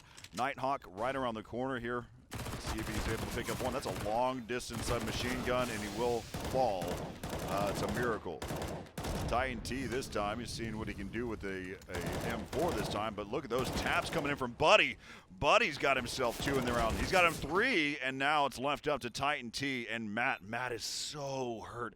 He's down to 9 HP. Bomb is taking away, and Titan T finishes this one off, and he's going to get the defuse. 14-9. UAH is not playing around. All players are firing in on all cylinders here in this matchup. You are absolutely right. They are not playing around. They are getting down, and they are getting serious as we head into round number 24. We're seeing a full investment coming out for UAH is what you would expect. And on the other side, we see Free and Josh investing what they can. Uh-oh. That's not good. That is not good What at all. on earth was that? Wow. I think there was you saw a Molotov go over, or an incendiary grenade go over the top, but I also think there was a bad molly that came in from a teammate. That is not good. That is not how you want to start this round. Oh, and they made noise just now, too. They now know that there's a player on the opposite side here, and they're going to counter boost it. And look at that. He goes for the one that's on the ground first, and Fishosh did pull back his bullets. Didn't want to take out his own teammate, and there's the flick. He almost picks up the headshot. He does have support from Titan T. Josh and Miracle pushing into the site. Fish Josh trying to be choked off there over by the water area. Now it's left up to CTL. He's got a scout in hand. Can he have some fun here? Oh, that grenade, if that connected, that could have done a lot of damage there, but unfortunately does not, and now he picks up the just gave away his M4. spot there after that loud drop of the weapon. Well, they knew from the grenade, perhaps, that Yeah, valid statement, valid. Corey for the acknowledgement. That's going to make me feel a lot better now. He does a lot of damage on the Josh, and he still has 100 health. You know, funny enough, he picks up this scout, and all it takes is 3 shots, but all it takes from the AK is 1 to the head, and that is Miracle, finding 1 for himself in 3 rounds. The hat trick, as you call it, Corey, and that is a good round from LSU. Keeping the guns in the hands. That's the name of the game. They not only need to win, but they need to win with guns in hand. So now they've got all the grenades they need, and this looks like it's going to be a full save here for the side of UAH. A deagle round and 5.7s. You know, Corey, I never got hold of the 5.7. I never could quite control it. So good. Is it? It is a great, I guess I need great to revisit. pistol. I've always preferred the P250. Yeah, the P250 is basically like the successor of the 5.7. So the young Padawan. And now we see the 5.7 come out. That's how brutal it can be. He almost picks up a second one, but Josh's AK is what overpowers him. Start pushing the side, checking all their angles, and LSU is trying to do their best. It's, again, the utilities are just killing me. You don't have to pull out the utilities that fast, and now There goes Miracle, but goodness gracious, Fish Sauce. You are making this difficult for LSU. Remember what I said, Corey. They need to win rounds and they need to keep guns in hand. And it just seems like for some reason in these eco rounds, they are having such a hard time not getting just absolutely doinked by these Deagles. And now Fish Sauce is going to find one, and he doesn't find the other. So makes it expensive with the 2 headshots. And it's 11 for LSU as they come creeping back. 14 to 11. Again, the money not looking great for the side of UAH. I said it was going to be a full save, and they actually invested in that last round. Now we're going to see a full save on everyone but Fish Sauce. Coming in with the 5.7 and armor. 1 lone flash grenade on CTL. So we'll see if they go for a stack and something cute with that. We see 2 players in restroom, and then the other 2 holding in mid connector. All right, so Titan T has support from his buddy. See if they can hold that angle inside of connector. Again, both of these teams have been playing Counter-Strike for a while today. More importantly, LSU is now going on hour number 4. And there still is another map if they win after this. So they will, like you said, they will be in for the gauntlet. Buddy is burning alive. He's not going to check his back, though, is Josh, and he's not able to find it. Got very close, and Nighthawk taking some damage in the in-between from the molly. And now that's going to be 1 rifle into the side of Titan. And if you're him, you're trying to find a teammate, try to pass it on over someone who's a little healthier. And Freeze pushing onto the site. They're hearing, Fish Sauce hears all of these footsteps. That's why his teammates are going to rotate. If he plays this smart, he's just not going to peek out. There's no reason. He stays out enough. And oh no, he sees the bomb planter as well. And they are trading. And now it's down to it. Oh, goodness. No. And now we're at game point. UAH. Full eco. Woo. Woo. That's rough. LSU has just had this whole day today. They've had such a hard time against these eco rounds. I'm not sure what's going on that side, but they've got to figure it out now as their backs are against the wall, and it is match point for UAH. We see the investment of what they can on the side of LSU, and let me tell you, it's not pretty. They have a Galil, a Deagle, look a out for the Tech9. challenge already. You got a fight that could happen there just above. You got CTLs already going to be set up here. So he's just going to be right around the corner. Now it's going to be actually about over by bathrooms. And Buddy lose. Oh, my God. Just a bunch of 1v1 gunfights. And they're going UAH's way. And finally, the turn of the tide back for LSU. We're evened up at 3. Let's see. Now you've got 2 players that have rotated over towards the A bomb site. Fish Sauce. You can have a lot of faith in him and being inside of the B bomb site by himself. Here comes the smoke over the top. Going to go ahead and smoke over there from the truck side. And peeking is going to be Titan T onto Miracle. Here comes the push. Josh picks up another one for this round.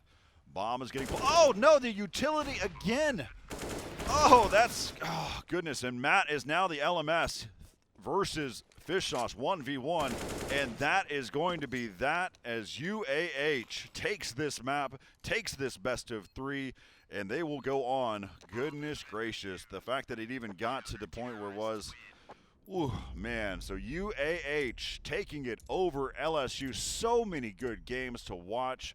And then we finally wrap it up where UAH is going to advance into the playoffs as they take that best of 3 series. Yeah, that was, I think that was the name of it. Remember how we were talking about Inferno, where we said whose utility would be better is kind of who's going to dictate the series, and I felt like that's what we saw. Many times on the side of LSU, they get caught in hand, they would do this, have a smoke grenade, and next thing you know, they're dropping the smoke grenade because they just died. Yep. So that is the name of the game, is knowing when and where and how to use the utility. Their gun game is fantastic. They had plenty of great kills for themselves. Yep. Just need to know when is the best time to support your team with that utility, and namely enough, Fish Sauce just making so much of an impact. It's only fitting that he gets the last kill to close out this series. Yep. Definitely the MVP coming back to be able to help support his team later on. I mean, he definitely was the X factor, the impact player that came into the team. Watching what he was able to do there at the end, I mean, all throughout both maps, he was so good. I mean, he was definitely the X factor. And I felt very comfortable watching him play a bomb site by himself and being able to hold it down. But going back to your original point about the utility, it also goes to the same token about saying about reloading. I've seen it quite a bit in this tournament so far where they'll be kind of trying to penetrate into a bomb site and they get at least 1 kill and then they immediately go, well, I think I need to reload. you don't need to reload. You don't need to throw said grenade at said time. You'll get that down once you're 100% sure you've got some type of clearance. I'm not saying you need to have the entire bomb site clear and then throw your grenades down. I'm just saying at least do a one Mississippi before you start to switch over to your utility or try to reload. And so I think that, honestly, I think that got them so many times. You'll go back and watch that game. You're going to see them do it over and over and over again. And it was a completely different play style than what we saw on map number 1 in the very top of the show. Exactly, and it just looks like I really have to just call him out as fish sauce again, just Yeah, absolutely turning the tide. Let's talk to him. Yeah, I would love to. I'd love to see what role in his team is, and there he is, Mr. Fish Sauce. Thank you for joining us today, and congratulations on moving through to the playoffs. How do you feel right now? Feel pretty good. I was unable to play in the first game, so being able to come back and win the next two felt really good. Yeah, so kind of talk to us a little bit about how that you had the chance to be able to kind of catch up with your teammates and see what happened during the very first map against LSU. What were some of the things that they told you about, and what you kind of took in consideration whenever you're going into your best of 3 against LSU? To be honest, I'm the in-game leader, so they which were is a huge pretty. impact. Yes, so they were pretty unorganized. I was watching the game. They weren't doing things that we normally do. So just me being there, I guess, helped bring everybody. No, it absolutely showed. They were a completely different team this second go around. But more importantly, you were also an impact player just as your own right. Being able to hold down bomb sites by yourself. Very rarely do you see IGLs are also the X factors in games. So kudos to you, kind of watching through those games, because it was a lot of fun to watch. Thank you. So looking at it, we're going into you now have advanced into the playoffs.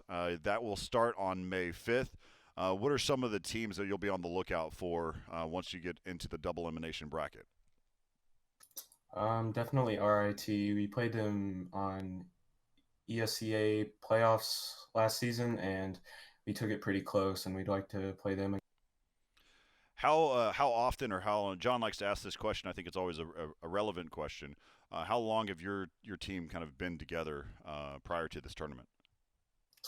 Probably about 6 months or so. We've been practicing together and playing ESCA.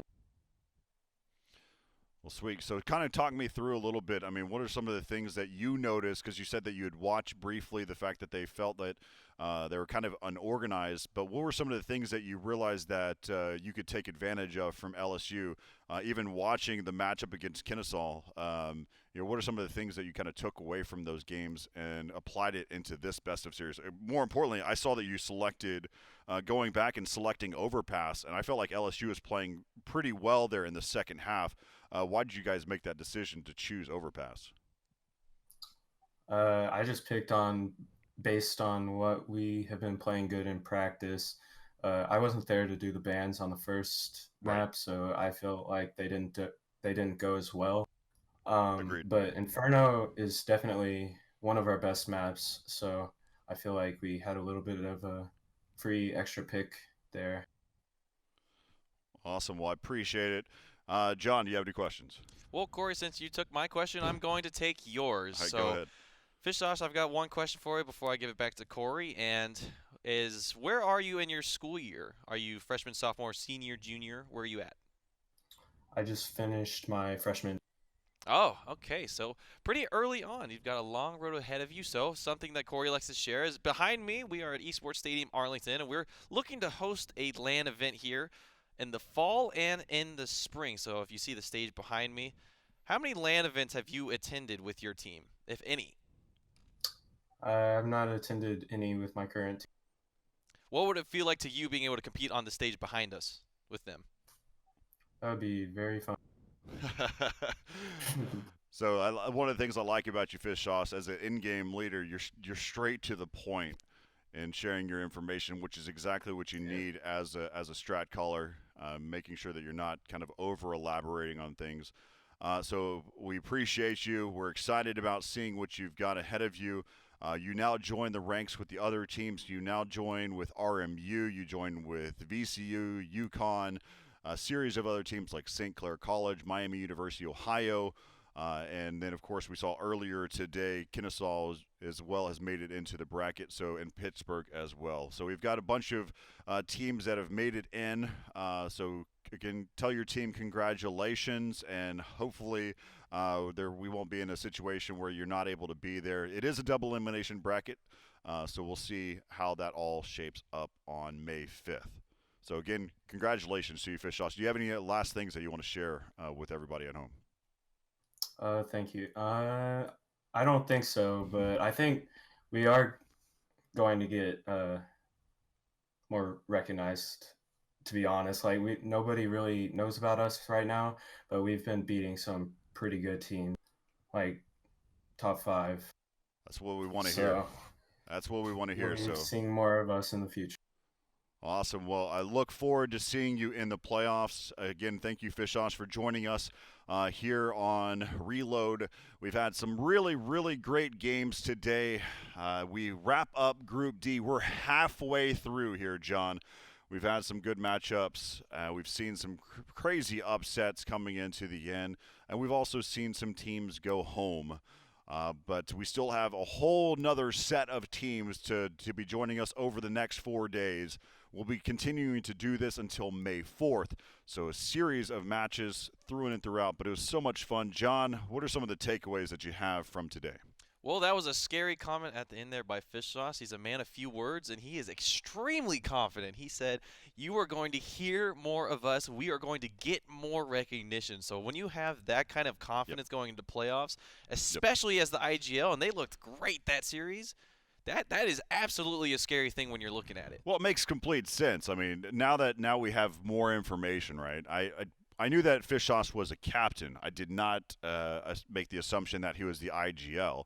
And then also not really understanding his full potential, his full caliber as well. So as a freshman, he's got a long road ahead of him to become even better and better and better. And then, of course, building that chemistry. There's a difference, right? So you may have friends online. You may have friends that you kind of work together, that you might have like 2 buddies that are down the road that you play Counter-Strike with. But then you have usually like 2 other people that are somewhere completely else. Whenever you have a college environment, all 5 of your players are playing in the same vicinity. You can actually say, hey, John, let's talk about what happened yesterday during the ESEA match, or let's talk about MDL, or hey, let's talk about what's happening at NACCS or CSL, what have you. They have the opportunity to be able to do that. And so being a freshman and having that caliber at this time, that's just positivity all the way across the board. And it sounds like a knock, but I'm being dead serious. As an in-game leader, he was straight to the point during his interview, and I actually think that is a huge positive, and he sounds very confident in all of his decisions as well. So I think he's going to have a long road ahead of him as a CS player, and more importantly, being an IGO. And on top of that note of just not overcomplicating things, I think that was also an important part we saw in LSU is they'd get the kill, and then they'd overcomplicate. I got to throw this smoke down. I've got to get that flash grenade. I need to go to this angle. I need to pull my gun. I need to reload. Some of the things you were calling out, him just being, we need to do this. Just very, very concise. Everyone understands, and they're all in sync. I think that's the easiest thing. When you keep it easy to understand, just let people know what they need to do. That's the kind of style of leadership that you need, and it sounds like what he's willing to do. So he's definitely in a great place to be. He's got a great platform behind him, as you mentioned. And being a freshman, he's got a lot of time to develop. So that is absolutely a player to keep your eye on, because not only was he a great shot caller, but he was a great shot taker as well. Yep, absolutely. So now let's talk a little bit about what I briefly mentioned the teams that were making it into the double elimination playoff bracket. Let's go ahead and take a look at the bracket as we see fit. So day 1, which was Group A, we had Robert Morris University. They were the ones that were actually able to take it. They advanced into the playoffs. That's where you see them at the tippity top. UConn was the number 1 seed coming in from Group B. VCU was the number 1 seed coming out of Group C. And then we saw today Kennesaw defeating LSU, sending them down to the loser bracket. But in that regard, they also advanced into the playoffs. As we look on the bottom half, you can see, actually, I think we actually saw a small sliver of that team. That was UAH, which we just saw that just advanced. They advanced in that second position. Pittsburgh right below them. And another matchup, MUOH, that's Miami University of Ohio. And then lastly, St. Clair College. All 8 of these teams have now made it into the playoff bracket. We've got 8 more teams to find out who's going to be joining them. 4 more days of group play before we dive deep into this double elimination bracket. We've told you from day one that we're here to learn about all the players during group play. We're taking all the notes we can about each one of these players, and that's what it's all about. It's been, for me, it's watching Counter-Strike in a whole different lens and seeing just several different types of play styles. There are some aspects of the game that we see that probably have a little bit more development that needs to kind of be flourished. But others, we're seeing some pretty hyper-talented, just raw skill coming out from some of these players. So I'm looking forward to seeing the double elimination bracket and seeing the likes of how those kind of come together. And I will be making tons of predictions about those matches when we get into the brackets. Oh, absolutely. We'll have much more information going into those. As you mentioned, we're building those storylines, Corey, and that's the important part. And it's already interesting that starting tomorrow, we'll know how some of those playoff matches are starting to shape up. And at that point, then we can start making some more in-depth predictions. And then tomorrow, I think will be an exciting day just to see the bracket starting to get filled in as we're on day number 4, just knowing that we've got 4 more days ahead of us before we're starting to get into where it gets really juicy. Not to say these brackets haven't been exciting. And I mean, obviously today we've seen a lot of close matches. We saw a lot of great shots, and we had a lot of great moments today. If anything, I would say some of the things you asked me earlier, what were some of the takeaways from today? We saw a lot of insane shots. Yeah, so tomorrow we were going to end up having Group E. If you recall back at that double elimination bracket that we just showed, one of the things that is fascinating about it, we've already filled out at least one team from those 8 matches. Tomorrow, we'll see for the very first time whether teams are just going to focus on winning. Are they going to focus on trying to be the number 1 seed or not? And here are those 4 teams. We have RIT, which is coming in. That's the team that we heard just a moment ago from UAH talking about that they wanted to be able to play. We have LA Tech that will also be joining us. Purdue and Ryerson will all be joining us into the matches. All of those teams, 2 of them are going home, and 2 of them are going to be playing in our double elimination bracket, and they actually have the ability to decide how do they want to play the tournament. Do they want to be the number 1 seed? Because number 1 seed means they play against St. Clair. But if they're the number 2 seed, that means they're playing against RMU. And of course, what we've heard over the test of time in this tournament, RMU is one of those teams that you need to be on the lookout for. But I would say that about every single number 1 seed coming out. Exactly, and so that's a great point to call out, and something you brought up on day number 1 is that sure, a team might want that lower bracket run, but that also means they're starting from that lower bracket. And as you mentioned, if someone wants to willingly lose, that means they're also putting them in a position to where if they lose in the lower bracket, then it was all for naught. So if I'm any of these teams, I kind of would just be looking at it as I just want to win. I just want to kind of keep winning. I don't want to start my losers bracket. I'd rather start my losers bracket later than sooner, because that means if you go through the lower bracket, you're now playing more matches. And as we've seen, some of these players can be playing up to 6 hours in a row of straight Counter-Strike. And just no matter how you look at it, looking at a screen for that long and doing anything is absolutely exhausting. Yeah, so I mean, I will stand corrected. It was the other way around. So what ends up happening, Group E, the winners, the first place will play against Group D's second place, which we just saw today, and vice versa. So I apologize. That is the correct correction. So that's what we'll be on the lookout for. It's whenever we start to get to like Group H is whenever we start to see those other things. So we've still got a lot to talk about, but we'll utilize that throughout the rest of these 4 days that we have until we get into our playoff bracket. It's been so much fun. We've had so much awesome interaction. John, thank you for joining me as well throughout these past 4 days. I think I'm going to keep you. I think I'm going to keep you up here on the desk for the remaining 10. So we've got so much more Counter-Strike to be able to follow throughout this entire tournament. So we'll see you on the other side. We've got Group E tomorrow. That will be coming at us. But while we kind of wrap up, make sure you check out this U.S. Army highlight reel of what happened here on day number 4.